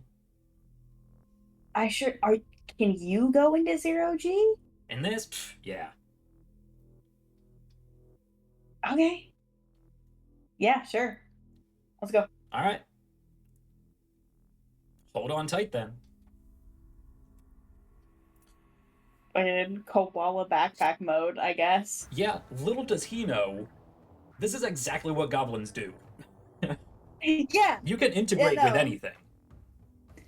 And I'm gonna. All right. It's what my mech does. I figured I would point that out for you. So let's take a quick look at this here then.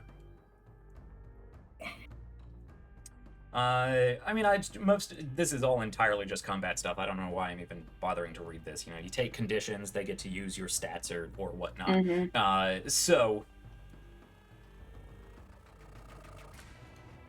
you can you can hop on the back of this personal VTOL, whatever it is, and let me bring up the character art of this as well. Yeah. Actually, because I didn't for the last one, let's very briefly turn off the establishing scenes and get a look at our goblin here. Yeah, so you do have a good probably 8-10 foot arm span in this thing. Considerably larger for your size. And yeah, so you can sort of grab onto the back sort of tail section of this. You know, the wings are gonna probably fold back and up, so you don't want to get caught in them. But you go to sort of straddle this rocket, and you sort of latch your legs down onto the tail section of this and reach around to grab the bottom side of this other. I mean, it looks like there's room for him, maybe one passenger, but other than that, it is very sleek as in terms of profile. But you realize, actually, that once you clamp down, unless you purposely try to unclamp, you are actually, you don't budge. Oh. I'm adhered. Yeah. You're not really sure how. You don't feel like you dug into the metal or anything. Maybe it has some sort of magnetism thing going on, but you are fastened to this. Sweet. It's fine for now. All right, you're situated back there. Yep. All hooked in. All right. Hold on tight. Quick. Very quick. Actually, this is a VTOL, so it just rises straight up. You get that elevator going way too fast, carnival ride Yep. sort of situation as you just burn upwards. There's a quick shift as it starts moving forward. The wings sort of slide back and get a good burst to continue its momentum up, folds up and around into actual airplane mode, and just rapidly steep ascent up into the outer atmosphere. And I think that's where we're going to leave you. And you can... Ari is going to show you the stars. L, yes. As if it's not my job to be there. That's okay. It's cute. He's trying. I can show you the world.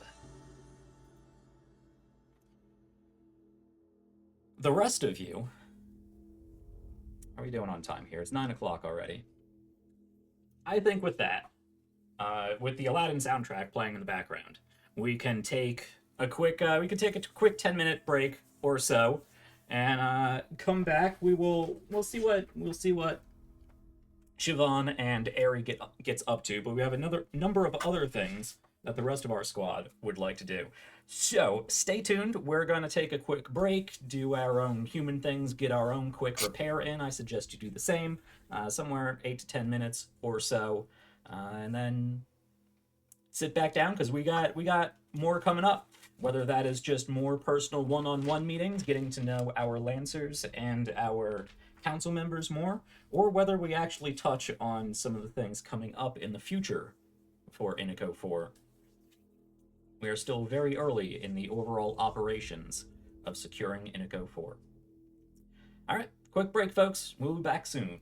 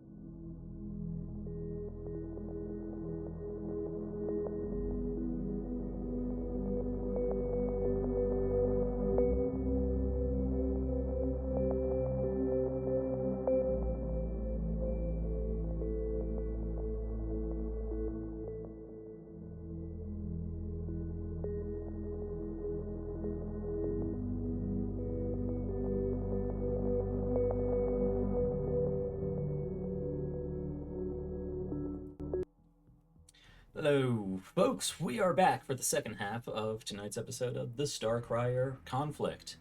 We last left off with Siobhan blasting into space aboard Ares Slide's rocket as he goes to show her the stars. So, while they are up there, I know, Siobhan, you had this idea of a whole corporate espionage date, and we'll see how that. We'll see if Slide actually distracts you from that, or if this is more of a slow burn process. We'll see. But I've been Slide for a little too long now, so I think we are going to immediately jump back in.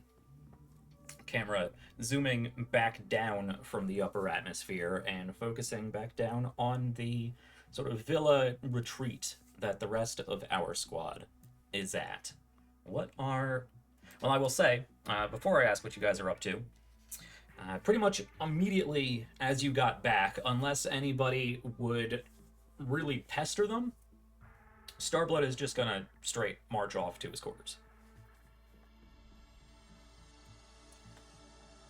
But All right, otherwise, well, good. Just as he's going, I guess good to do a mission with you. You're welcome. Hey, he seems awfully damn distracted. yeah, they do that sort of turn over the shoulder and just the acknowledgement that you said something, but continues. Okay. Yeah, I'm going to look at everybody else. Okay, so we can all agree something's wrong, right? Because normally he has some smart-ass comment. Yeah, no, that's definitely, a flag of some sort.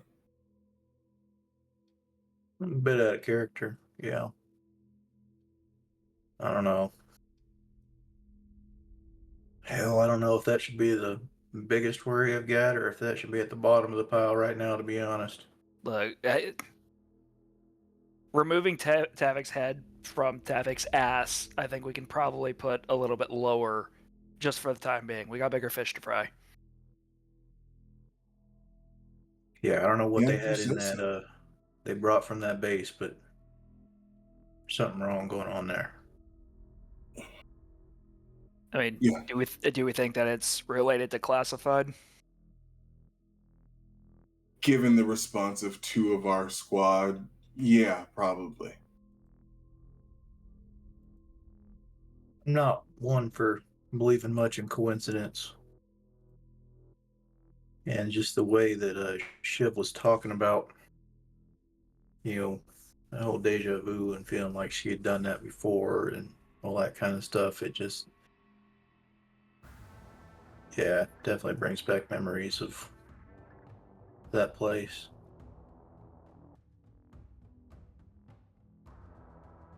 Yeah, it's concerning for sure. I don't like it. I don't like it one bit. I mean, so much of this is just giving me the heebie-jeebies to begin with. So, Yeah. Well, let's hope they get that. Let's hope they get that satellite up and running soon. yeah. Is that something you would like to check on? Yeah, that would be fantastic. Yeah. All right. You can pull up those files. I'll cram into one of your quarters and pull up on your computer setup.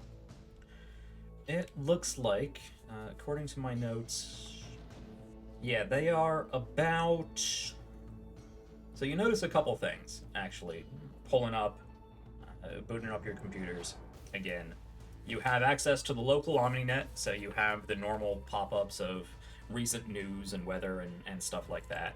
You have a few correspondents, most of them. I mean, you were only gone for 2 days, but there's no, there wasn't a. There was a call for an emergency council meeting while you were gone.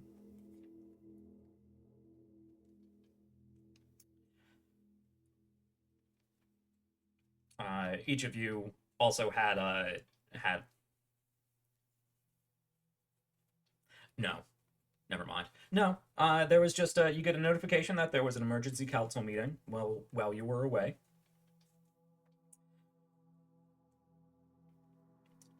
And checking on some of the local tasks that are going on, you do notice that the satellite sort of production queue is about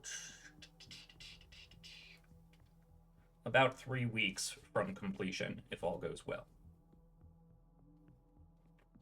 Not terrible. I just want to like shoot a quick message to Chexy and just see if we can get notes, any kind of memo as to the correspondence that happened during that emergency meeting. Okay. You just send her a quick, email, Yeah. text message sort of thing. Okay. Yeah. You send that off while you're looking through some of the schedules for upcoming things. There is sort of an ongoing, and this has been ongoing for a while now, and we can always loop around to it. But they are definitely they've set up a sort of I'm going old school here, but kind of like a forum for you guys and really anybody on the project to discuss the design and specifications and whatnot for this satellite system. So if you do have input as to because I believe you guys went with the surveillance system, if you guys do have particular input that you would like to make in design, specification, that sort of thing, we can always loop back around to that. But you send off that quick little message, and while you are just sort of perusing what is going on here, you almost immediately get an actual Omninet call from Chexy. I'll just answer it. Oh, hi. Good. You're back. Oh, that was the wrong time to. I can't imagine there was anything purposely planned there, though. Actually, I wonder. Well, anyway. Very, very interesting evening that you all missed. Lots to talk about. That was. You're probably glad you missed that one, but probably not fortunate that you missed that one. You don't know what I'm talking about. Right. Chexy, hang real quick. Would it be easier if we just came and talked in person? I suppose I could come to you. You could come here. We could call another meeting, but that might. People are a little. No, we Okay. don't. We don't do that. No, we don't need that. We just, if we could get an understanding as to what happened. If you'd like, I could also patch in. I'm gonna look at Solitaire and Desperado. Chexy said there's some stuff that happened. Do you guys want to meet, or do you want to just do it as a call? Just have her come over here. Hey, Chexy, how about you come here? Right. Yes, I can do that. Give me I don't know, 20 minutes or so. Just when you get here is fine. Right. Okay. Good. I'll be there shortly. Okay. Thank you. Zoop. Okay. Well, apparently some shit's gone down, and she says that we're unfortunate to have missed it, but also probably glad that we weren't there, because I have a feeling somebody did something that's going to piss us off. Check to see if there's anything on socials, local social network, anything like that. Yeah, you can bring up the local social forums and whatnot. Space Twitter. Yes, you do see the whatever page you bring up. There has been almost like non-stop, real-time, minute-by-minute updates for the past 2 days or so.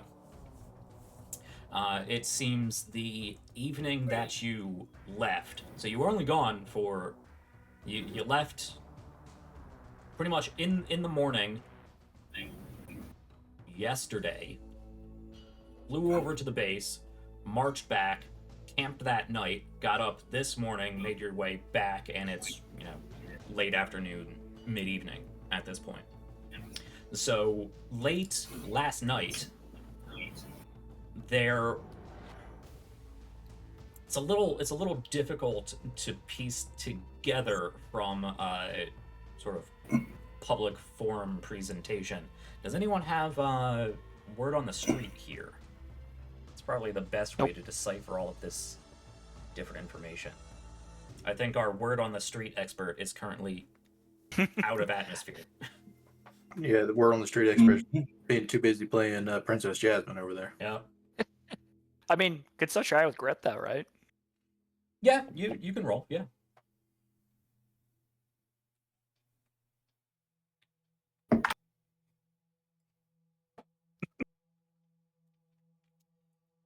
Alright, what do we got? Anyone rolling for that? Yeah, I got a 7. Alright.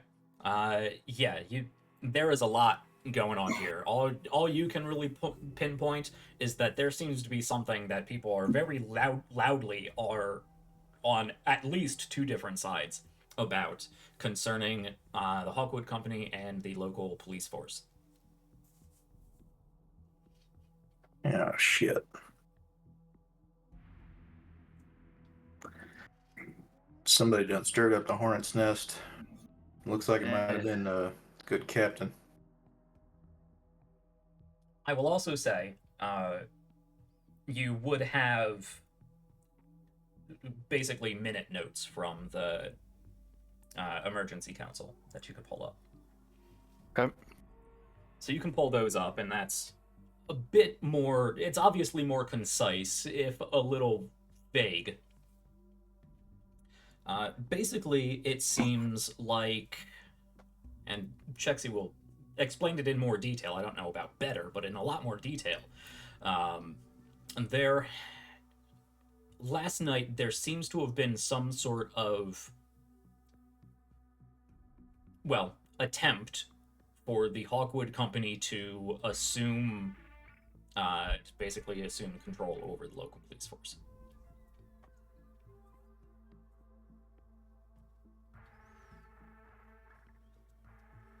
And there was an emergency session called. It reads as if Fleet Captain Tiana Boboros, this was just sort of the next step in the heavily discussed plans that the council has been talking about this entire time to integrate the Hawkwood Company into the local defense force of the planet, is the way that she is presenting this to the council. It's not like they kicked in doors, executed commissioners and whatnot, and tried to sit on the throne.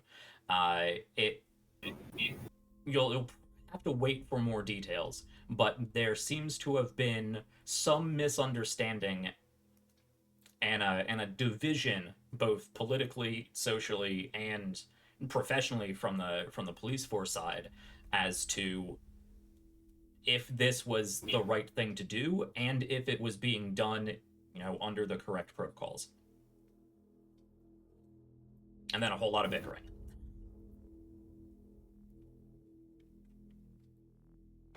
Any discussion before Chexy arrives? Well, Okay, was that part of our game plan? well, we knew that they were going to be working with and kind of strengthening local defenses. I believe that was my understanding of it, but not to this extent necessarily. I just want to go on the record and say that raise your hand if you're surprised that the Hawkwood Company's fucking stuff up again. Yeah, no. And as far as I'm concerned, helping out with the defense of the system don't have nothing to do with taking command of local law enforcement. Those are completely separate things in my head. Damn it. Why is it so hard for them just to train it up?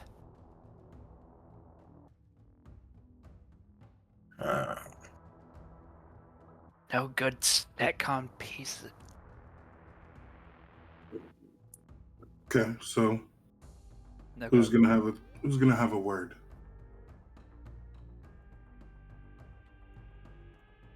I will. There's some things I want to talk to Captain Baboris about anyway, so I'd be happy to discuss this particular turn of events. I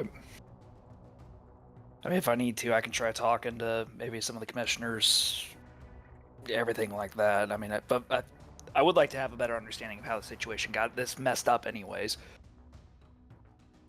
We can talk to the police force. We'll definitely need to. Yeah. And look, the thing is that, like, if this was a bungle of things, like, I will personally try to help train some of them too. I'm happy to do so.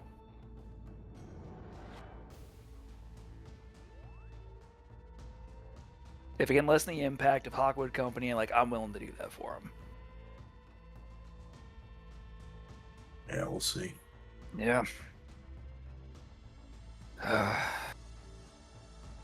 Well, I mean, August, I'm going to be honest. I'm glad that you're the one that's going to be doing the talking, because I don't think I could be level-headed enough with them in the first place.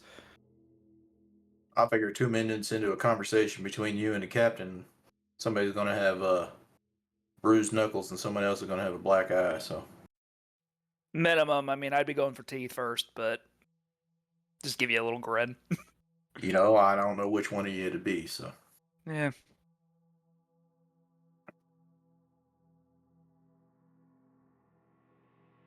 all right. Well, let's see what checks he's got to say about it, and maybe we're missing something here, but I don't know. Can we see about getting her some tea or something? Like the opposite of coffee? I mean, could get her a whiskey. Okay, but listen, man, that's a toss-up, and you know it. Yeah, Yeah. I'm trying to decide if that's going to be better or worse. I don't know. Yeah. I feel like that's going to be... it's going to be worse. Oh, well, I mean, why don't we start with water, and then... I mean, I could try making some tea. Just something to bring those levels down just a touch. Let's see if I can't make some nice herbal tea here. We got I'm sure we got something around there. Great. So about 45 minutes later, Chexy will arrive.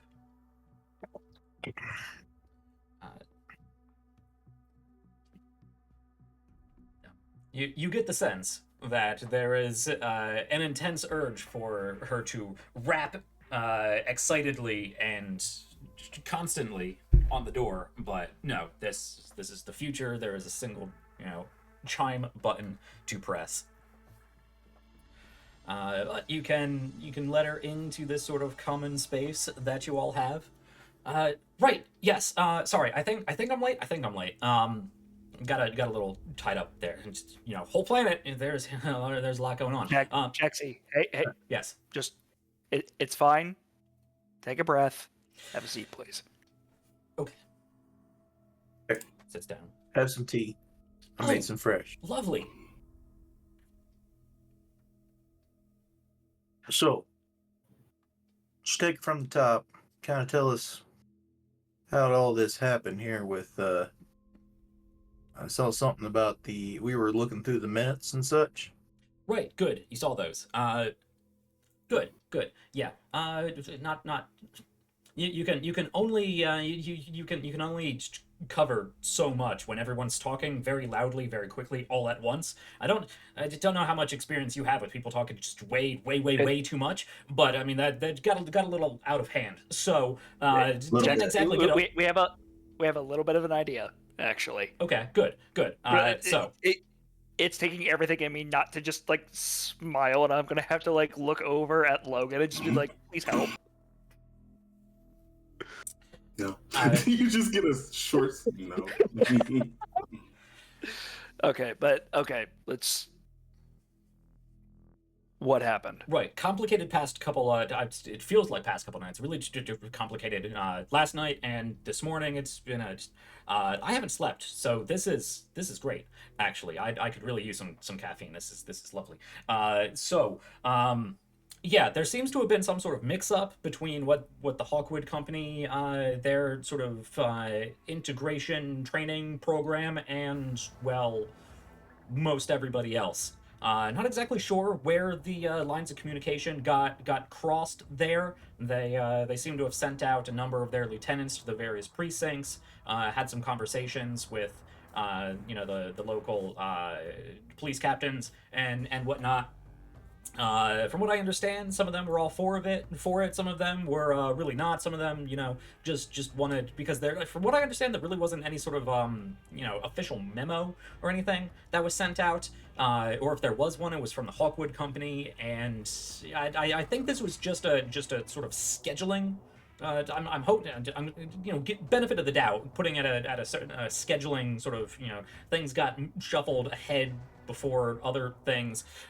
So there was a little bit of I'm gonna say standoff, but it's not like, there's no guns or anything. But this sort of just sides formed and things just kind of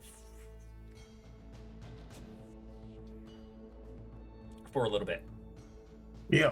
Okay. Okay. Mm-hmm. So, Okay.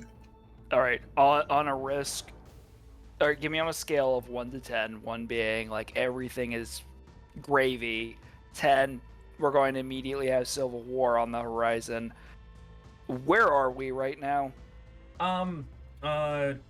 I mean, right now, the day after, probably. I don't know. That's kind of really still up in the air. I think right now the big problem is really just the general public, because it quickly got out, and the whole the whole thing with the checkpoints and the rationing, and there's mixed feelings about all of this, and the rumors of conscription and whatnot. We still need to talk about where exactly you all land on the extent of these defense force security measures, which I think is why things got a little crisscrossed here, and schedules got a little flipped around, because I thought we were waiting on a general consensus, but it seems they had their own timeline and really wanted to move things up. I mean, it all sounds like she's the fleet captain, like everything is all they're doing it for the people and the planet, and they make a lot of good points about discipline and chain of command and all that. I mean, that's really not my area, and I mean, you're the more Navy people than I am. I'm the administrative side, and that gets a little bit more spread out on occasion. So I did a little bit of a disconnect there, but yeah, there were a few crowds, let's say. I don't want to call them mobs, but they were crowds that gathered around precincts, and so some of the local defense force they got a little protective of their sovereignty's not the right word, but their established chain of command. Lines got drawn, names got dropped, and it was a mess. Okay, so people are concerned more than anything. I think that's understandable. Right? Right. Okay. Sounds like they're angry. Yes, that too. Yeah, I don't blame them on that one. Let me see. I'm gonna assume that we're probably getting some... Are we getting some pushback probably from Corrigan? Corrigan's doing what Corrigan does, trying to keep the peace and compromise and whatnot. It's probably in a good amount due to him. But I mean, after we called this an emergency council session and all that, and it was heated at first, because there, like I said, a lot of miscommunication, and the fleet captain was pretty adamant about this, that, and the other thing needed to be done. Just schedules need to be upkept, and discipline, and like I said, all these big military keywords that kind of don't exactly fit with my vocabulary. But it and then of course Kifa had some things to say. She's usually in the background when it comes to the big military stuff and the corporate stuff and general, but when we're talking about the populace, that's when she's sort of and lovely woman, absolutely lovely woman. But yeah, she apparently she's been talking with some people out there. Corrigan obviously is talking to some people out there, and I think really eventually it was we were there for a good number of hours, and I think eventually by the end of that, things sort of simmered down a little bit. At this point the crowd, the crowds have mostly dispersed and whatnot. The Hawkwood called back their people reluctantly under protest, in insubordination and whatnot. So I think things are more or less, I don't want to say stable, but steady, I guess. We kind of hit a bit of an equilibrium. Sort of. We should probably, determine how exactly we're moving forward with the actual planet side, defense force, and all of that, because it's, this sort of distinction between the defense fleet and, well, planetary defense, that they believe it should all be one structure, so everything, maintained, and chain of command and discipline and all those things again. But none of us are really, military, minded and whatnot. I think most people were just upset, with the lack of communication is what I'm going with. Sure. But, Do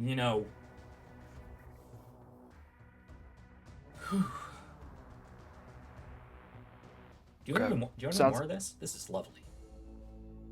I made a whole pot. Excellent. Well, it sounds like we are going to have our work cut out for us in that case. I know, August, you're already planning on talking with the captain, right? Yeah.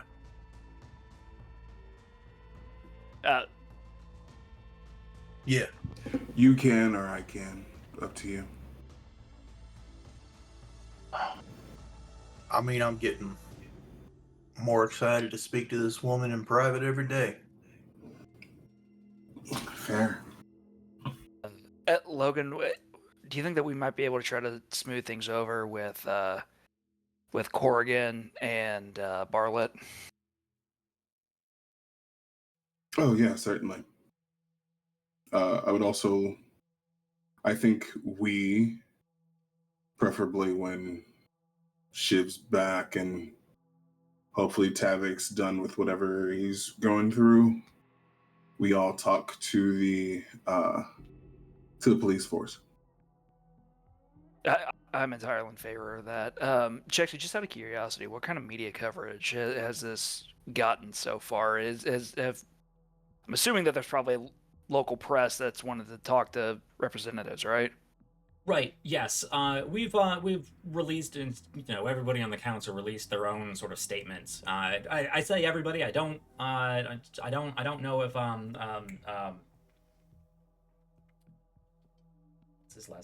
what's his surname? Ha Amel. It's something Ha Amel. It's Argo.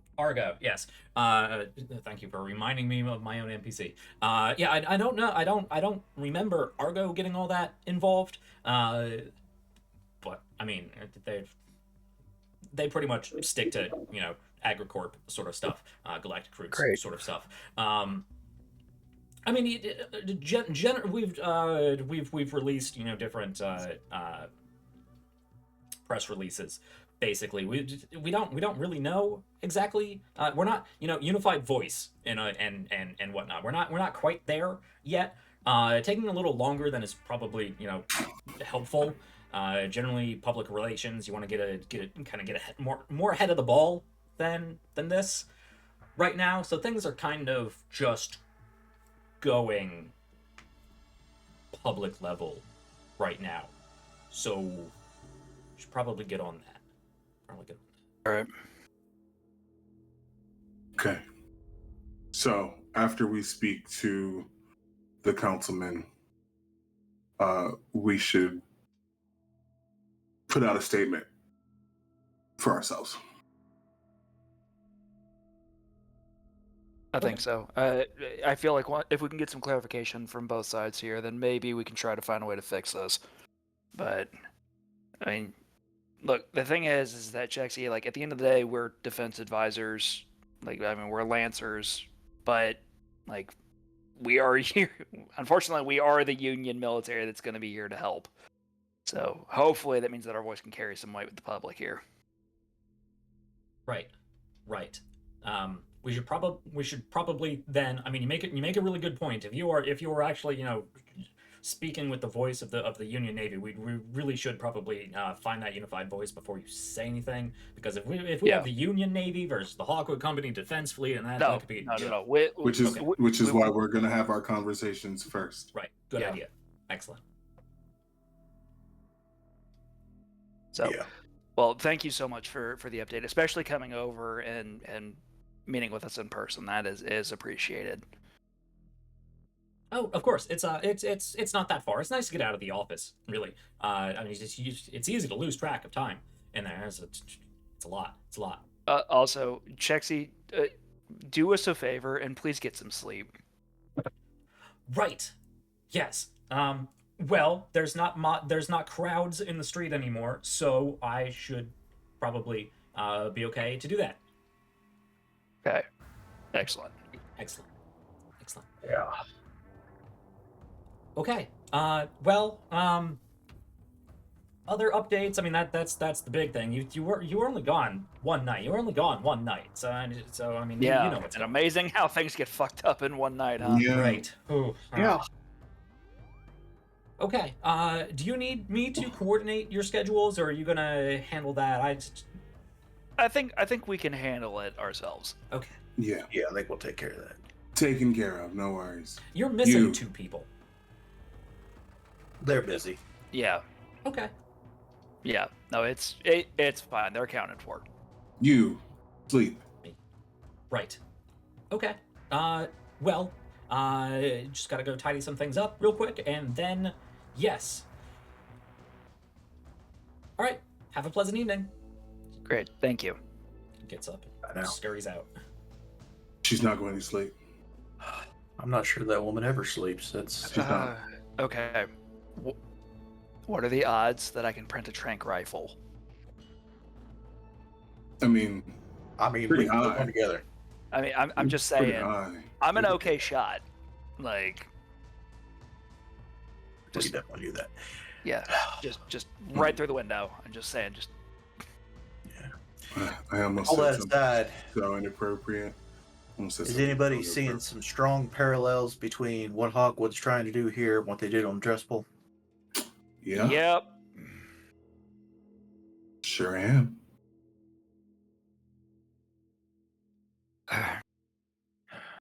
Okay, we've got to get them under control. Yeah, because this shit can't happen. No. So, August, I'm going to wish you the best of luck in that talk. See what you can find out. Sounds like we got to go talk to a couple of council members ourselves. Yeah. So, yeah, I'm going to give you like a firm forearm clasp kind of thing as before I head out. So I will say. Logan. Oh, go ahead. I said Logan was just gonna clap August on the shoulder. Last chance. If you want to trade out. Well, before I think anybody I'm- splits off, to purposely interrupt this time, before anybody splits off, it is getting late in the evening. I will leave it up to you whether, because it sounds like they've had the people left here, the council has had a very eventful last night, all of today.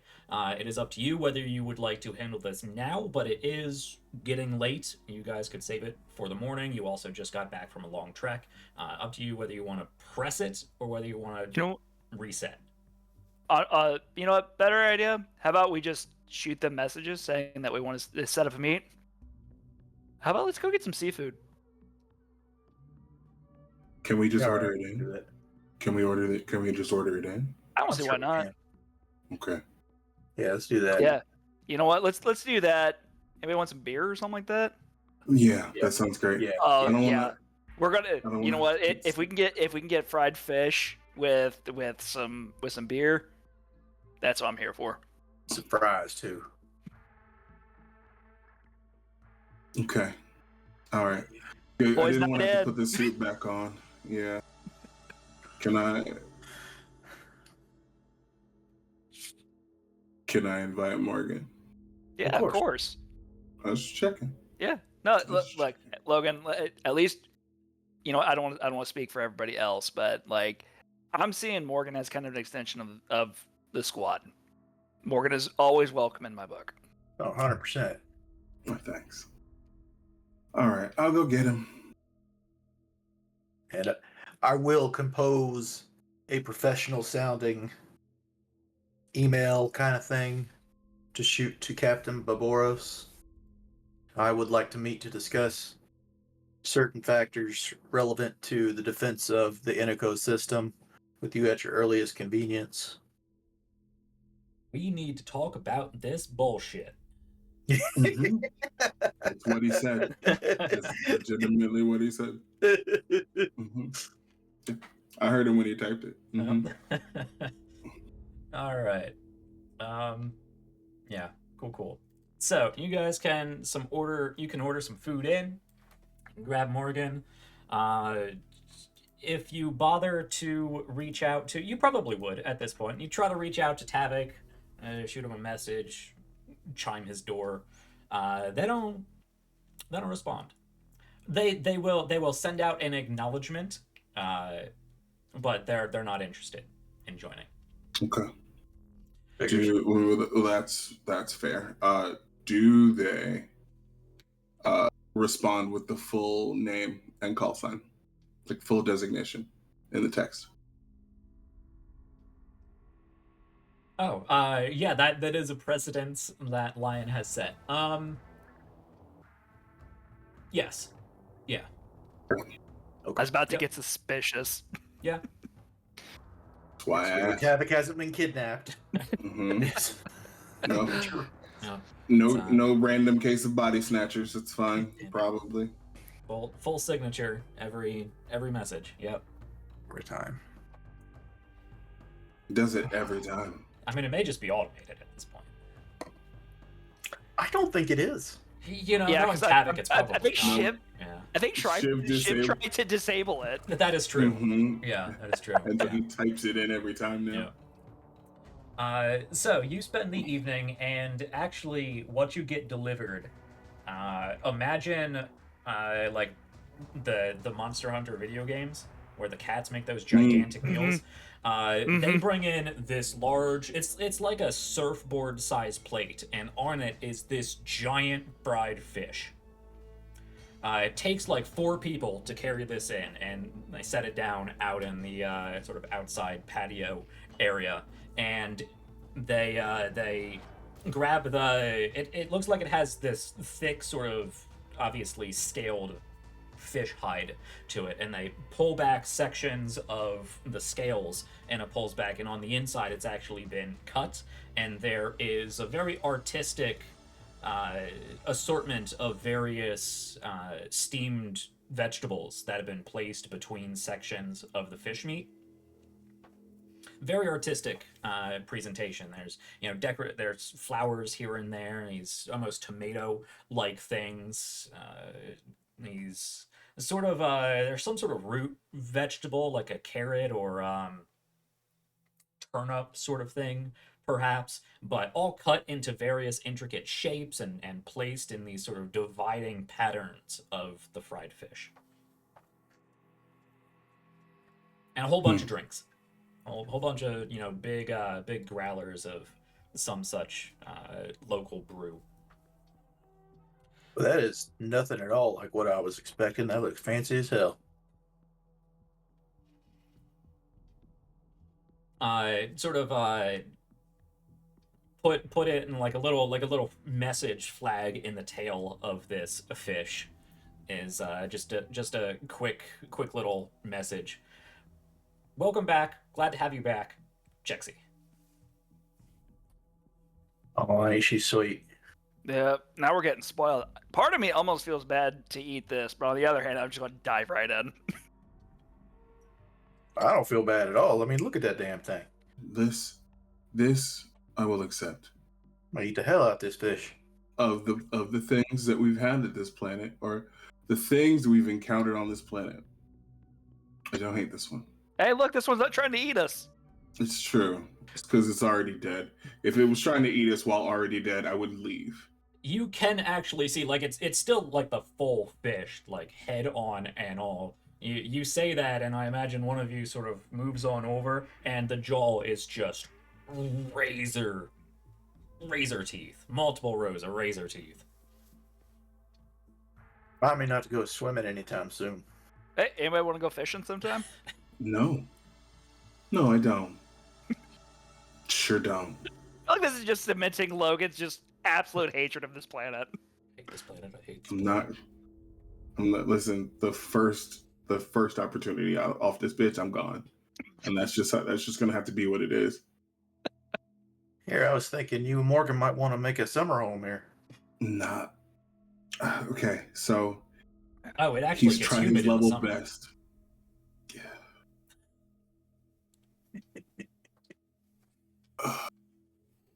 He's tried his best to convince me. I won't be bought. Not for this planet. Mm-mm.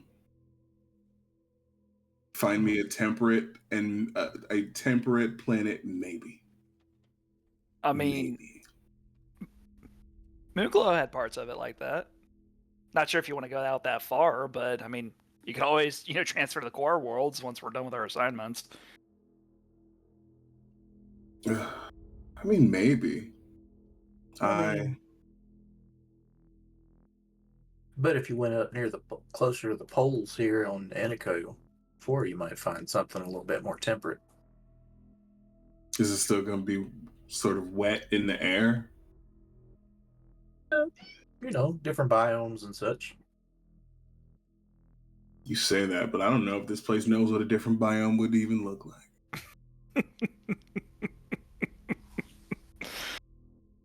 I'm just happy that Morgan has enjoyed it a lot. That's good. Oh yeah, no, this place is great. Yep, see?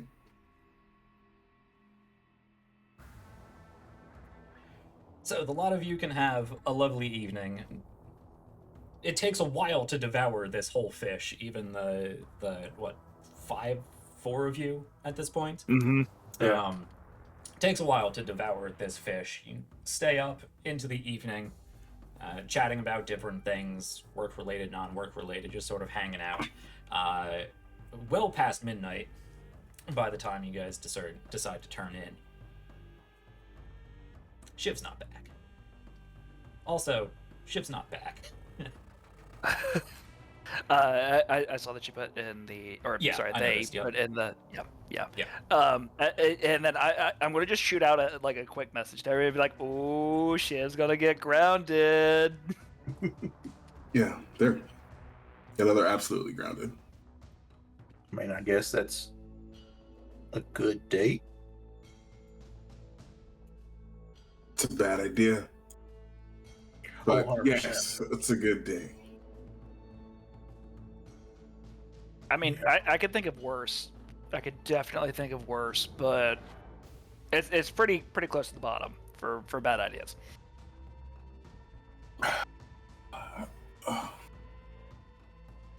So while we're sitting here eating, Jack, I want to try to look into slide biofuels and what things they might be researching, working on that are not biofuels.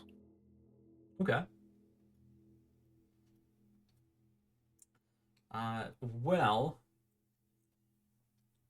let's see here, because Siobhan is usually our hacker of the group, but I will ask you. Not necessarily look at the searching- hack. Okay. More as I have investigate, which allows me to research a subject or study something in great deal. Publicly accessible information. Mm-hmm. Okay. Yeah. Yeah. Sorry, did you say you had a specific skill in that? I do. All right, go ahead and roll that.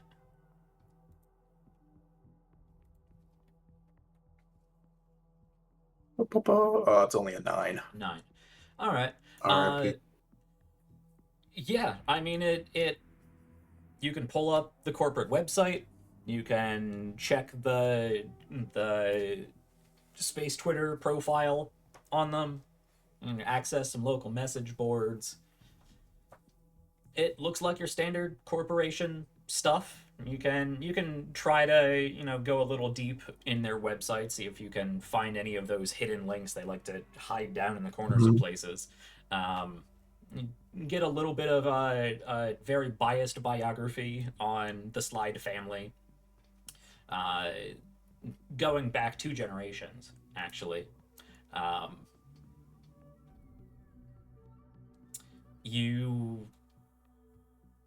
It's a local mega corporation, but it's not.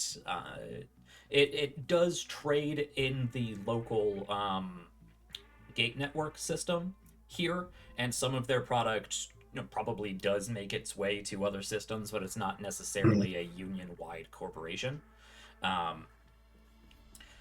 For the most part, what they have to say is that they are a biofuel company, and they are constantly looking into innovations for how to make more efficient biofuel and how to utilize that in more efficient ways, making it go farther per liter, however you'd measure it.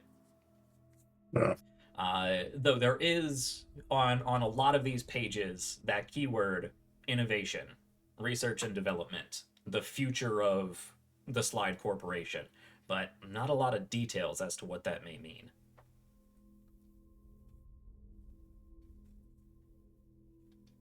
I feel like they're getting into something they shouldn't be, but God, I just cannot pinpoint what the hell they might be actually doing. All this is just corporate bullshit, PR crap.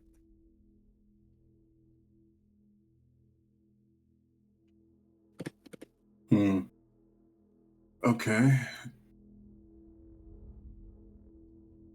Well, I know. Well, hopefully Shiv Shiv found something out other than the color of fucking Aries Slide's drawers.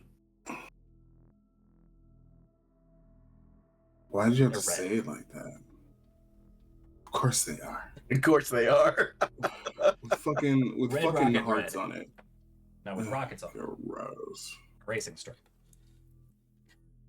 Gross. Gross.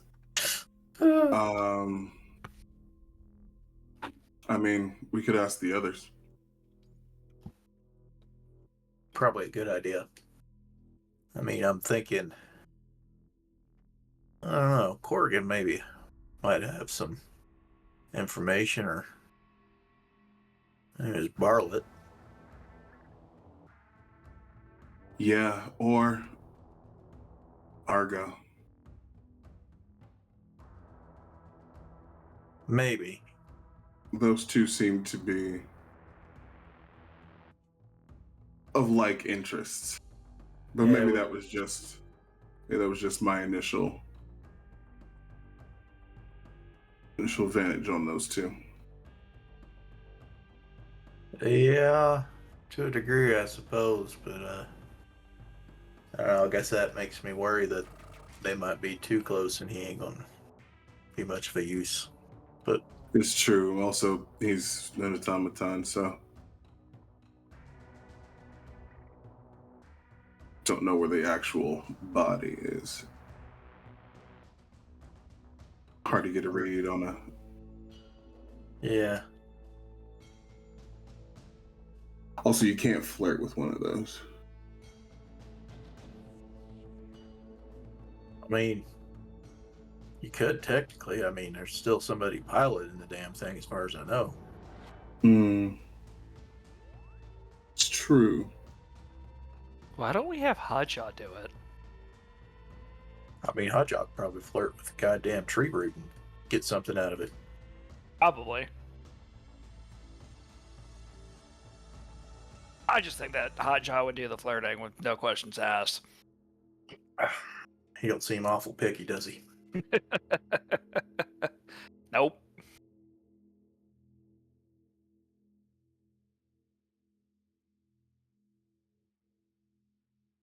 All right.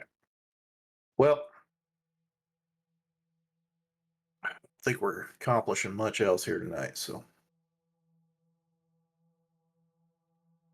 I think I'm gonna turn in and I'll, I don't know. Maybe tomorrow I have some better luck. Yeah, hopefully all will. Fingers crossed. All right. You all can turn in for the evening.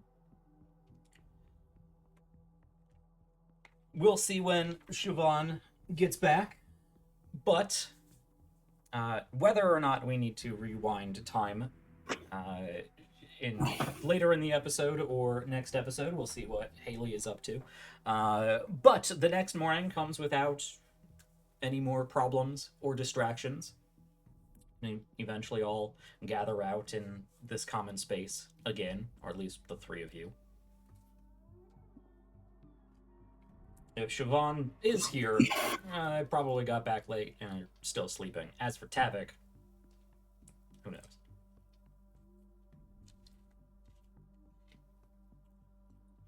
So, you all will see that Logan is not in his suit. It is muggy out. He is displeased. But since we're talking to people, he's going to put forth the effort. Oh, one, Logan, I just want to point out that, like, proud of you for that. Luckily, I mean, at least there's climate control on the inside, so hopefully we won't have to suffer for too long. I just wanted to be put on record that I hate this. Yeah. August, I don't know how you lived through this shit. I don't get it. Just kind of the way it was. I mean, granted, the actual compound, we had to have an actual, like, kind of dome over it to keep out some of the atmospheric stuff. It had to be processed and come in because some of the chemical levels in the atmosphere were not quite right for human consumption, if you know what I mean. But I didn't do much about the heat and the mugginess. Yeah. Feels pretty normal to me, I guess. It's just like a layer of perspiration all over me. See, I'm pretty sure that I'd spend about 5 minutes in that desert, and that'd be it for me. I'd dry up like an old fish. How'd I miss it? Anyway, yeah. But yeah, let's go ahead and get this done, yeah? Yep. Yeah, that's good. All right. Well, let's talk particular plans, and is anybody concerned about Tavik? Because please don't assume I am just shoving him off in the corner. Particularly concerned about Tavik at this moment, to be perfectly honest. Yeah, it's just... I have concerns, but it's just that I feel like dealing with the immediate fallout of stuff that's going on is a little more pressing. Sure. Yes, I am concerned, but we need to take care of some other things first. So we're gonna go ahead and deal with those, and then we'll deal with our grumpy little goober. All right. You can leave them holed up in their room. We'll see when Siobhan wakes up if they're here. So what's the plan specifically? Well, what kind of response? Yes, he sent off a letter to Fleet Captain Tiana Boboros. I did. Yeah. You need to talk about this bullshit. So you would get back. Well, that was fairly late in the evening. Yeah. I imagine, military folk. You've been trained, whether you like it or not, to get up fairly early. Maybe not crack of dawn early, but fairly early. There is not a response yet. We could progress time forward until there is, or you could reach out more directly or pursue other things, but it's only been 10 hours, and most of that was nighttime. I will hold off. I don't want to I'm gonna let them respond in their own time.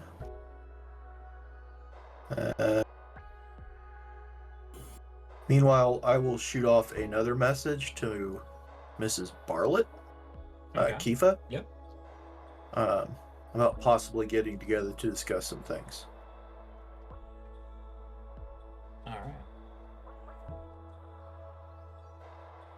I assume individually, not as a triangle. Yeah, I'll let these guys handle the stuffed shirt corporate people, and because I don't want to talk to them. All right.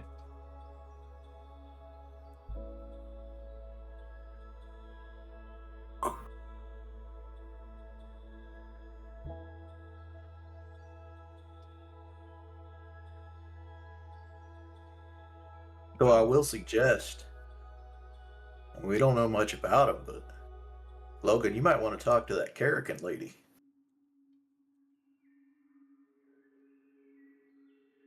Oh yeah, the Baroness. Yeah, because out of all of us, you're about the only one who could probably do so with any kind of grace. Yeah, I was thinking about it. Maybe I met her brother or something. Oh, really? I mean, that sounds like a good story. At the gala, yeah. Oh, you mean for real? Yeah. Oh, shit. Oh, Mm-hmm. that's when I was getting turned into a glow stick. Yeah, that would be the exact time. Yeah, we was busy out there getting blown up and shit, and Yeah, Logan's and over here hobnobbing with the nobles. I really wish that I could tell you that it was hobnobbing. No, I was stopping a stampede, which I have done before, but not with people.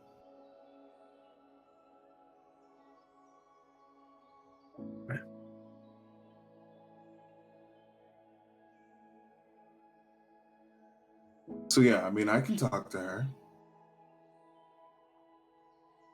I wanted to see if she was actually like a part of it, or if she's just there by name and reputation, you know? Yeah. Interested to know what they're doing here.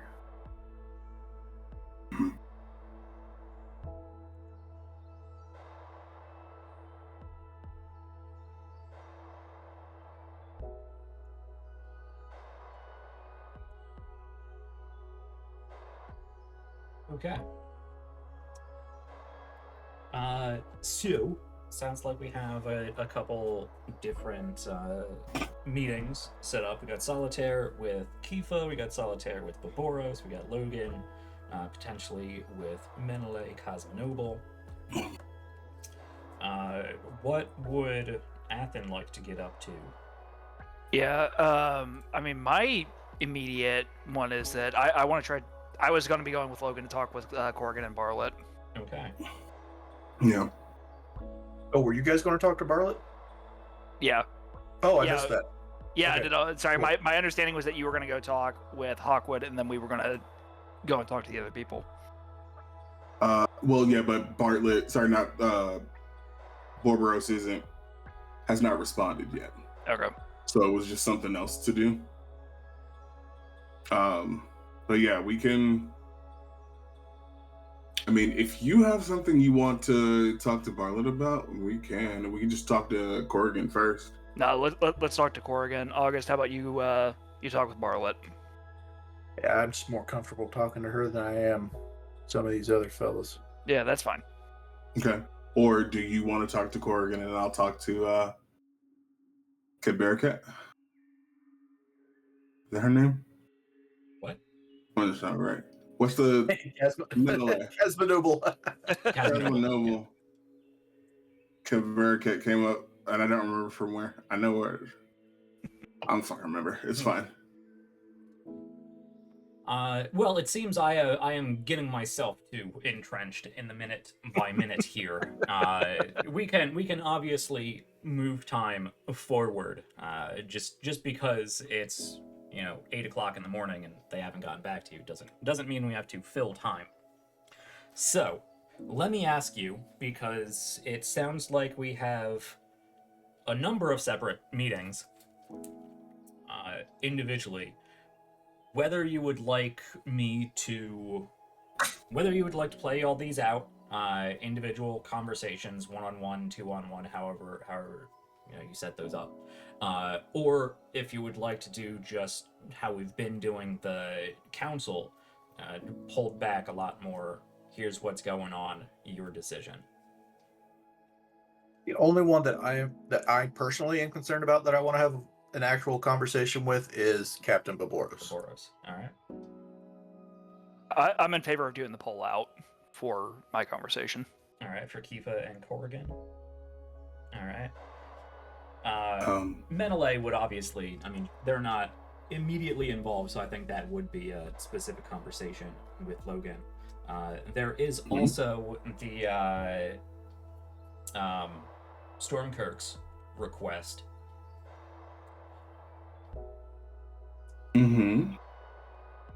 Which is why I would need to have the specific and direct conversations with people. Yeah. So you would actually notice we can move time forward a few hours as you get these meetings set up. It takes a little bit of back and forth. You do have some level of direct communication, but even trying to get in contact with Boboros, you're probably the closest contact you actually have with her is probably her adjutant. So that'll go back and forth for a little bit. Kifa is just a busy woman, being the head of workers' union at this time right now. So that'll take a little back and forth. Corrigan's very, very old. So throughout this time, Logan, you do get it's not a direct call, but it is a message from the offices of Mr. Dane Stormkirk, requesting a call at your convenience. Not even your earliest convenience, but at your convenience. Okay. Good to know. I will leave it to you in what order you would like to tackle these things.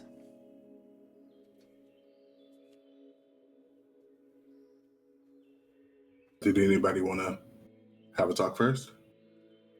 If we could go ahead and just do mine, just kind of get out of the way, we can do that. All right. So For sure. this is Athen and Logan going to meet with Kifa Barlett, the head of the local workers union here under the green sheets, and Mr. Michello Corrigan, the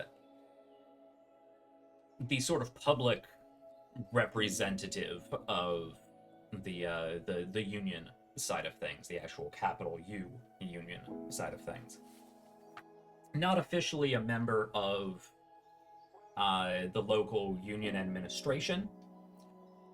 He probably was, decades ago, but is more of that sort of retired governor that is still doing community work sort of thing. So what is it specifically you would like to address in this meeting? I would just personally like to kind of get their side of how things went down with Hawkwood Company, and then see how we can go about moving forward. If they like kind of what they are initially wanting, and then just kind of how we can help smooth things over. Okay. So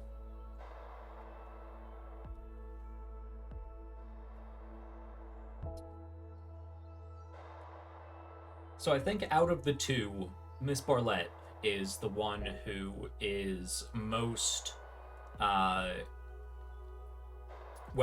upset about how this all went down, and is one of probably the leading figure in the actual pushback here outside of the public in general. Even though Corrigan represents the general public, whereas Barlett represents mostly just the worker force under the Green Sheets consortium. It seems Kifa Barlett is more vocally against... Yeah, more vocally against what Boboros has done.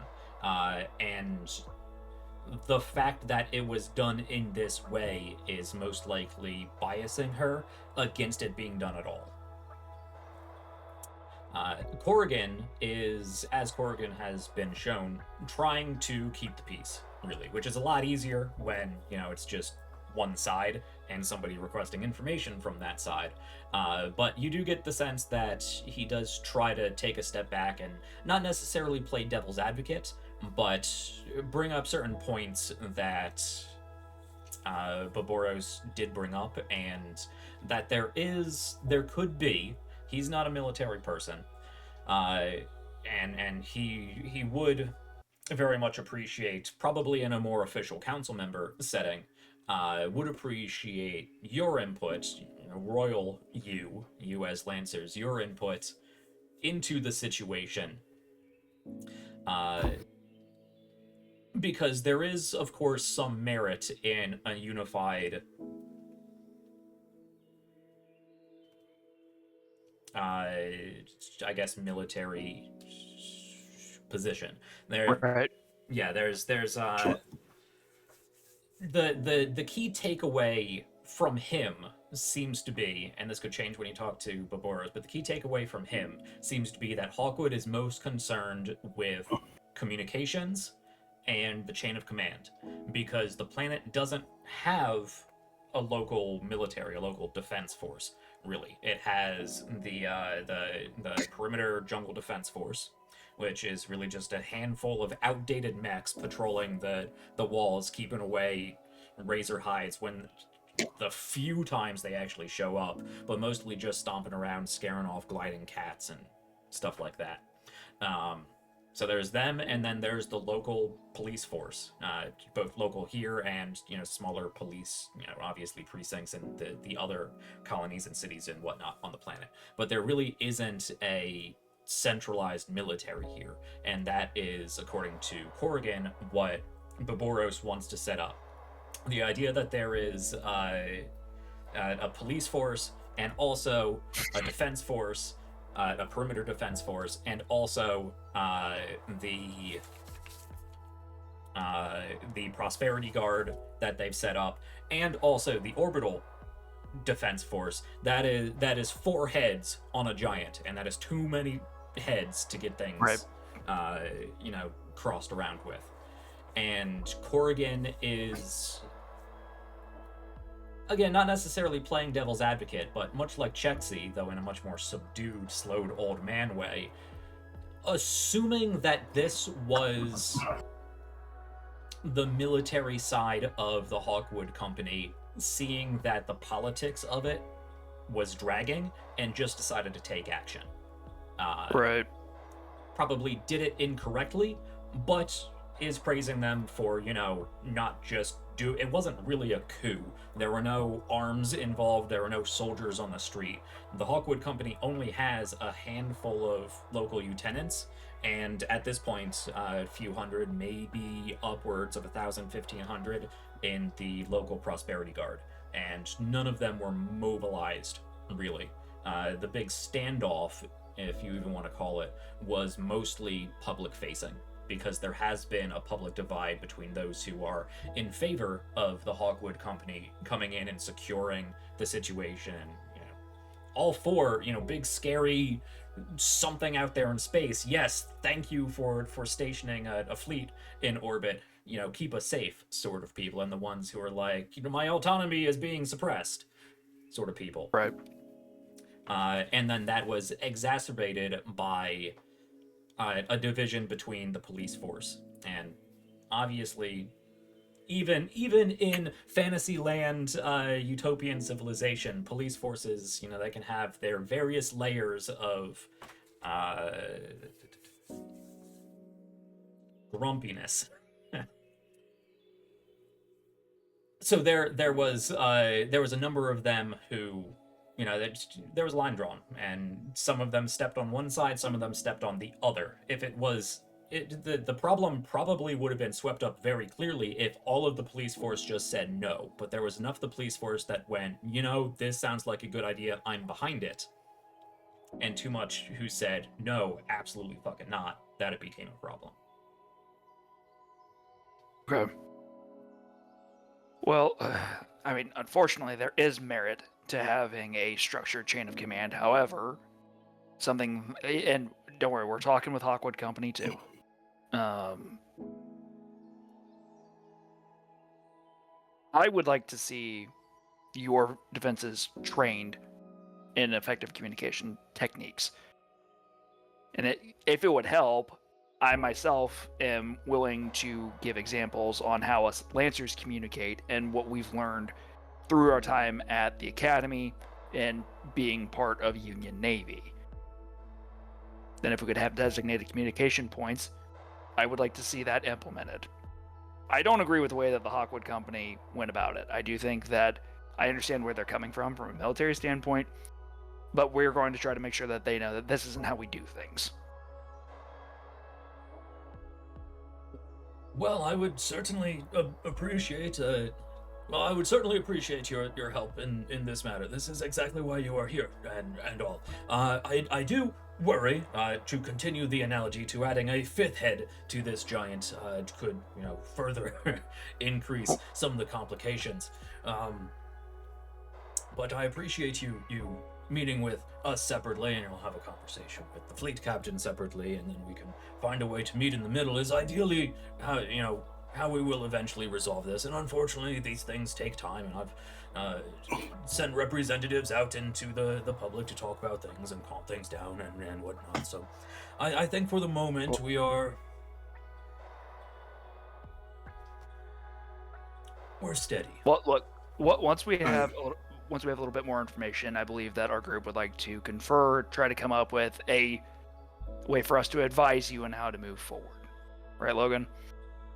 Yes, I also think it would be wise if we, as our squad, as our team, worked to have a statement given to the public. Yes, my apologies. We are acting as the voice of the Union in this moment. So I believe it will help if the people see that we are here in hopes to ensure their safety, and that the actions that we are taking are to that end.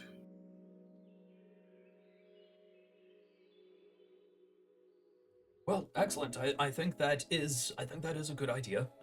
I would just caution again. We don't want it looking like the Union Navy is in any way in opposition to any of the other voices currently being expressed at the moment. If we can avoid that, I'm sure we can all agree it would be most helpful for the situation as we understand it, for the Hawkwood Defense Fleet to properly integrate. We're not going to be at odds. But when No. we come to the people with a statement, it will be as a united front. But it should come from us so that they know that this is Union sanctioned. Have you settled on your opinions and your recommendations for what we've discussed in the previous meeting, conscription and the size of defense forces and deployments? I know it's been a lot, but the Hawkwood Company seems to have their own way of doing things, and we are not a militarized people. It's been hundreds of years, I'm sure, since many of the planets and the general Union political sphere have had to worry too much about local military forces, so I do understand the prudence, let's say, of heavily incentivized recruitment. Conscription, unless it is dire, could be a bridge too far. We would not want to force anybody, but heavy incentives. If there is a threat, let's just say. Of course, we are all vague as to what this potential threat may be. it could certainly be helpful to have an actual unified system of planetary defense, planet-side. Okay. Do you believe that your system, that Iniko 4, has the means to supply incentives? Well, as far as I'm concerned, those would mostly be socially calling on those of the community who are able and capable to stand up for the protection of others, and a level of patriotism and whatnot for the Iniko system itself and Union in general. I think starting with simply a local recruiting drive and pressing the benefits of service for the community as a whole would be the proper way to start. As far as any sort of other incentives, I suppose that would come down to the direct involvement of either Union and or the Hawkwood Company as to however you handle that. I'm going to look over at Kifa. How well do you think a recruitment drive would go? I think it really depends on how we solidify this mess here. Really, union is a bit of is at a bit of a deficit right now. Let's say, so camaraderie and patriotism for the community might be a sell at the moment. I know locally from my end, from the Green Sheets end, I know Galactic Roots especially has been pushing a big recruitment drive of their own, but they're doing so with promotions from within and different benefit packages and whatnot. Voices being heard. I'd say at this point, corporate has a better PR. Or we can work with that. Of course, that doesn't help this situation. As No, far as it I doesn't, but we understand, neither of the local corporations have any. They have their internal security, but that's not a. I damn hope that's I'm just not saying, military. The thing is that we can at least steal the idea. We can see that we can take the concepts that are working and apply it to our situation. Hey, if you guys can But- offer a way up the chain for union involvement, Hawkwood involvement. I mean, whether see that's the thing really with Union. I've heard how they do it in other places. The Casminoble lady, she's man, they live large out there. Well, she lives large out there. Some of the others barely scrape by, and that's see. The problem with incentivizing certain things is those who take the incentives get a lot more than those who don't take the incentives. And to a certain extent, that's fair until it snowballs wildly out of proportion. All right. Okay. Mhm. Well, I know that you've definitely given me a lot to think about. Can talk with our commander, see what we might be able to set aside for additional incentives from the union side of things. Right. Yeah. I mean, it'd be good to get back to that. Right now, I just want things to calm down with this whole police nonsense. I mean, it's from I'm not a student of history. Really, I'm a working gal. I tend to the people. I do my job. I have a general understanding at this point of corporations, but corporate politics and all that. It's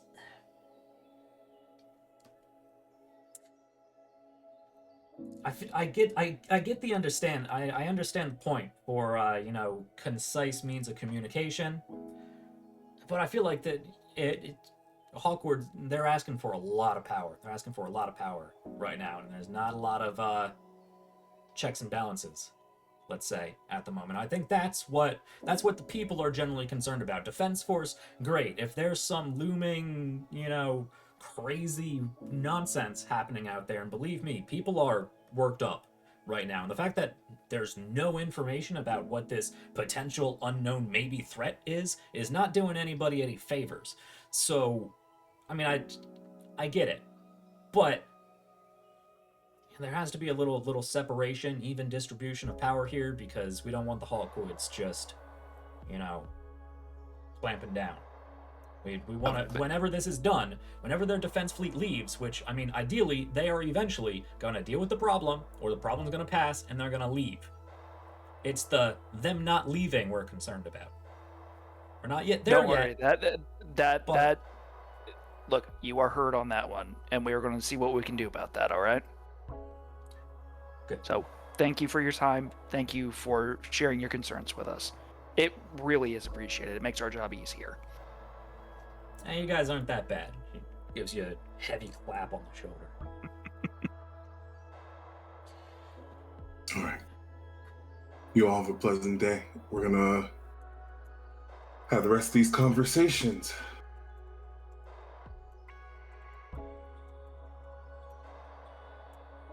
All right. Yeah, they will all disperse and continue about your evening, your day. I will say at this point, Shiv has chimed all of you, saying, "Hey, I'm fine. I'm sleeping. Don't bother me." Also, yes, I know. Eye roll emoji. As for Tavik, not sight nor sound of him.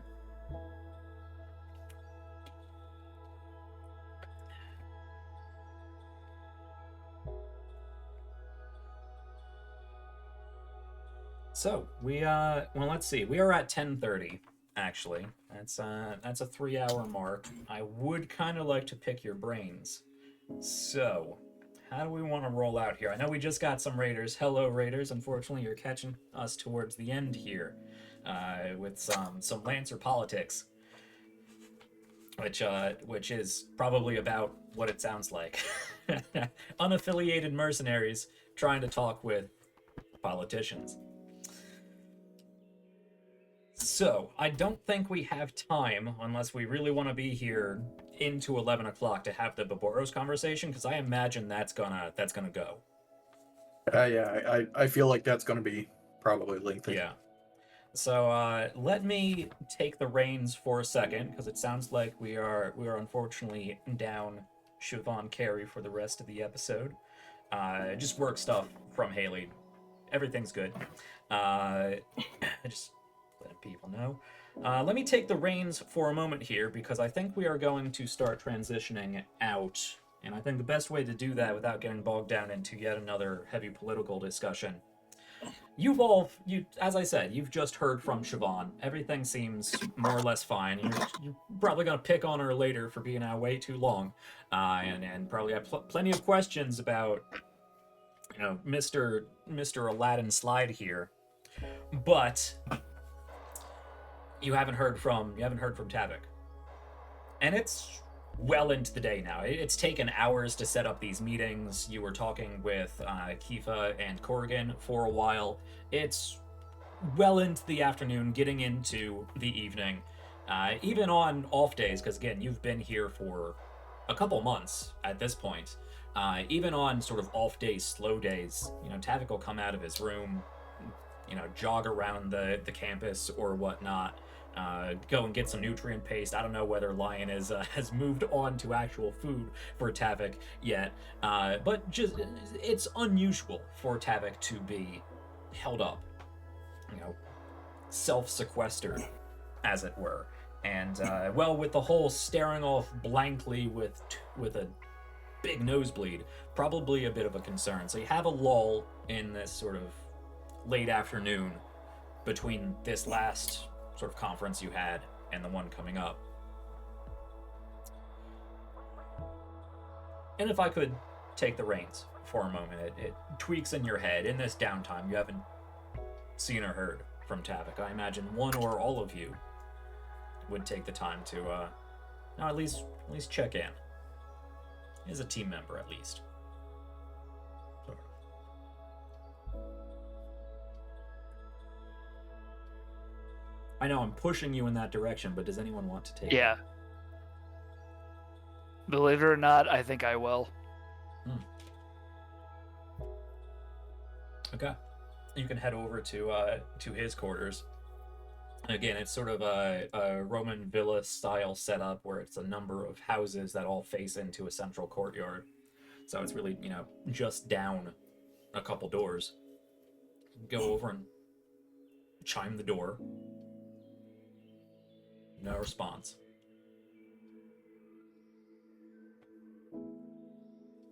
Tavik. Come on, open up.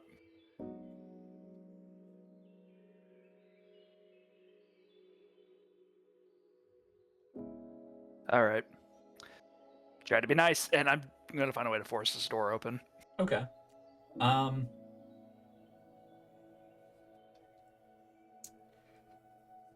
That is a question. If it was August, I'd say you could hack the door. If it was Logan, I'd say you could find a manual release for it. I think Athens' manual release is generally his foot, but this is like a sci-fi swoosh door, so I don't know how well that's going to work. Yeah, if I can find something to, even if I have to go and get my axe or something and just kind of wedge it in and then just try to pry it open. Okay. I'll just do it that way. How secure is this place? Just to keep us moving. Yeah. I will say you are able to do this. This place really should have mag locks, leverage even from an axe. Probably shouldn't do it, but to keep us moving, you can go over and manage to find your way inside, force the doors open. You've probably, manual security overrides are standard Union thing really for those in the know. So, however you do it, the door does eventually open. It's dark inside. Lights aren't on. Yeah, turn the lights on first thing. You turn the lights on. Much like your own quarters, things standard, fairly nice single occupancy apartment, hallway, sort of living space, kitchen, bedroom, bathroom.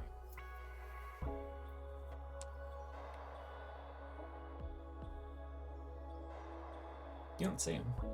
No response. Tavik, and I'm gonna start looking around, trying to see where he is. Head on inside, call out. Look over in the kitchen. Peek your head, the bathroom door is just ajar. And even sort of slowly push that open, like, hey buddy, not in there. Head over to his room. Not in there. You walk over to the bed. Just you walk into the room, see the bed, see a closet or whatnot. Wait, something on his pillow. I'm gonna check it out. And take a few steps forward. Tavik is not in the bed, but on the pillow, in what looks like dried blood, is a star. Dripping.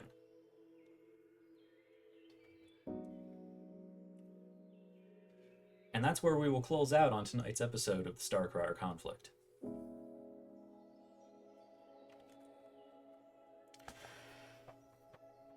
Star blood. Yeah. Ha ha ha ha ha. What's that all How about? dare you? Okay then. So I managed to slip quite a number of things into this fairly downtime episode. Got some potentially paracausal spookiness in the beginning. bookended it with more potentially paracalls of spookiness with Starblood here. We got a Oh, date yeah. with Yep. Observatory all over again. Yeah. We'll see how it progresses. All right. Well, that is today's episode. I didn't want to bog us down too much in continued politicking, but we still have quite a bit of time here on Iniko 4. So we got some cool things coming up. Next week, presumably, hopefully, we'll have the full squad back, and we can really move forward with some of these discussions and administrative things. We got some cool stuff coming up, and yeah, we have a real big potential combat mission coming up in the next couple episodes. So, lots to think about. I want to pick your brains as to what you think is going on, because I just introduced a number of potential conspiracies. And also, hey, audience, whether you're watching live or over on our Twitter, feel free to let me know what you think is going on. Hop in our Discord, leave comments down below if you're watching over on YouTube. Let us know what you think the conspiracies are, because I have a lot of red yarn moving all over the place in my my planning notebooks and whatnot. So with that, I think I will simply throw it back to our remaining crew here and see what they have going on. Throw it back to you guys. Sean. I have this going on at the moment. Kitty. Oh, she's very needy. Hi, I'm Sean. I have been playing August Walker, aka Solitaire, he, him all around. As far as what I got going on, I actually do have a couple of games coming up this month. On the 19th, over on Nerds with Dice, we're playing Ironsworn. Almost to the finale of that particular campaign. Likewise, on the 24th, I'll be over on Singularity RPG. We're doing Heart of Darkness, which is an alien RPG. I haven't managed to kill all of us yet, but I'm fairly certain it's going to happen soon, because it's alien, and that's what happens. Other than that, you can find me on Blue Sky as Rise, R-I-Z-E. You can also find me on Instagram and Threads as Raven Black Photography, which hopefully I will actually be getting back to doing some more photography here soon, because frankly, the past few months have just been ridiculously busy. And I'm just flipping tired. So, hopefully that's soon and there'll be some actual new content.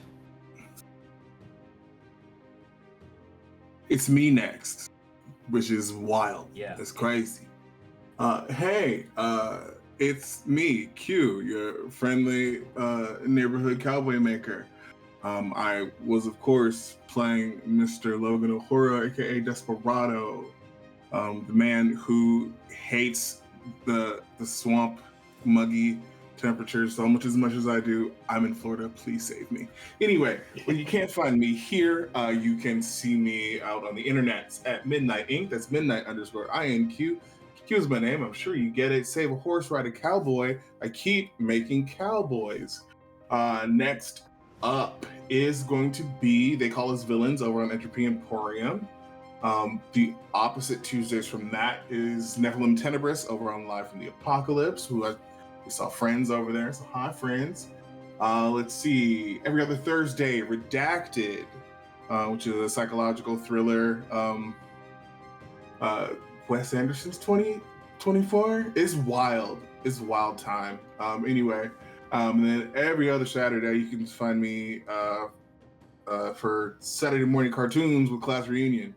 It's a bunch of people that got isekai'd, and one of the characters' roommates. I'm the roommate. It's fine. Don't worry about it. I have other projects that are happening, things going on, stuff and also stuff. That's it for now. Yeah. It feels weird going like so quick now, Yeah. kind of thing. Yeah. Like I know I'm always Yeah. after you, but it feels very brief. Hi, I'm Andrew. I use he, him pronouns. I've been playing Intermission, call sign Blacksmith. Also use he, him pronouns. I am That Gamer Ajax on all the socials. I'm primarily focused on Threads these days. I also run a YouTube channel, though unfortunately my posting has been infrequent because life. It's fun. However, there are all kinds of guides, tips, and tricks, impressions on games that I like, because there are so many good tabletop games out there. More people need to check out more of them, especially from the small folks. But so if you want to check it out, awesome. If not, please go check out all the projects going on from all these fine folks. I'm going to give a quick plug for Missed Connections, because I just started listening to that on Spotify. That is from Couch Rock Chronicles, and Haley and Q are both on that, and it is fantastic so far. I'm still working on the first episode, though. Thanks for the remind, bruv. I got you. It's almost as though you're doing a lot or something like that. It's fine. It's fine. You beat me to it. I was gonna do Haley's "Hey Howdy Bye" thing. All right, moving. Oh, my bad. Yes, go check out Haley and everything they have going on with this new project of theirs. Also, shout out to Lion, Drake Lionheart, our other missing Lancer, now actually missing Lancer. Tales from the Table Studios, go check that out. I know the Continued Mutual Aid Fund Mega Stream project is continuing on throughout the week. Unfortunately, I just don't have the schedule in it to run another game, but you can go back and check the RPGs Uncovered YouTube tomorrow, probably, for the VOD of Food Truck Wars, the stream we did in support of the Lionheart Mutual Aid Fund. So you can learn more about that there. It was a real fun game of cyberpunk. The nomads hiring edge runners to go drive off Raffin Shiv, who decided to ply their food truck business in, the most Raffin sort of way. So if that sounds interesting to you, go check out Food Wars. I will be getting that uploaded tonight, presumably tonight. I gotta do that tonight. So you'll be able to go check that out. Either late tonight or probably tomorrow. Go check that out. Also, always good to go and check the YouTube for previous episodes of the Starcrier Conflict, especially if you are new here for this chapter, or any of the previous chapters of our series here. We just discussed this before the show, about just before the halfway point. So things are starting to ramp up, and we're going to be seeing some real cool stuff moving forward. I think that is all I have to plug. We are also a podcast. Starcrier Conflict is also in podcast form, so if you would like to watch with your earballs, you can go check us out on Spotify. I think we've also managed to get into a few of the other places because they have different requirements. I have the RSS feed set up. I'm gonna have to go back and check and see exactly where we are, but we are definitely on Spotify, so go check that out if you would like to listen to us in podcast form. I throw in a lot of really fun sound design, and I actually went back and listened to some of the last episode, some of the combat we did there, and man, it's Athen had a real fun moment in your, this was before Striker, this was Blade 2, where you were chopping something apart with your chain axe, and man, I really went at it with the sound design. So go check that out. That was really fun. Yeah, I think that's all we have coming up. No, a quiet year on Iniko 4. So if you would like to see the back end of things as to just how crazy, this is last episode's notes, front and back page of notes for the previous episode of A Quiet Year on Iniko 4, where we are laying the tracks out in front of our Lancers in real time, building the world, building the people, building the problems that are going on here, and there are just way too many for our Lancers to deal with. So if you want to learn just even more about the system we are located at, the people, the culture to some extent, more of the political machinations going on in the background, and even some tie-ins to some things that are much more hidden and suppressed in this story. Some hints, some sneak peeks, some nudges and nods towards different conspiracies that we've seen crop up so far in our story. Come check us out on Thursday here at RPGs Uncovered, 7 p.m. U.S. Eastern Time, our standard streaming time, for A Quiet Year on Iniko 4. Other than that, we will be back next week. I actually don't have any other channel appearances that I know of coming up. Go check out our friends at Veil of the Void. They're not a sponsor anymore, but they're good people. It's a great game. Go check that out. That's all we got. It's done. I'm going to stop rambling now. Thank you so much for watching tonight's episode. I had a lot of fun. I definitely needed to pick me up. This is such a great game, such a great group. So thank you, folks here. Thank you, cast, for providing a great game. We're gonna go now. Thanks for watching. When you are trying to, whose side do I want to do this from? Shiv's side or Ares' side? You know what? I'm not going to touch that, actually. When you are chowing down on a giant fish who might try to eat you later, it's nice to have a nice side plate of heart tomatoes. That's all I got tonight. Good night, folks, and happy time zone. And where's our outro? There we go.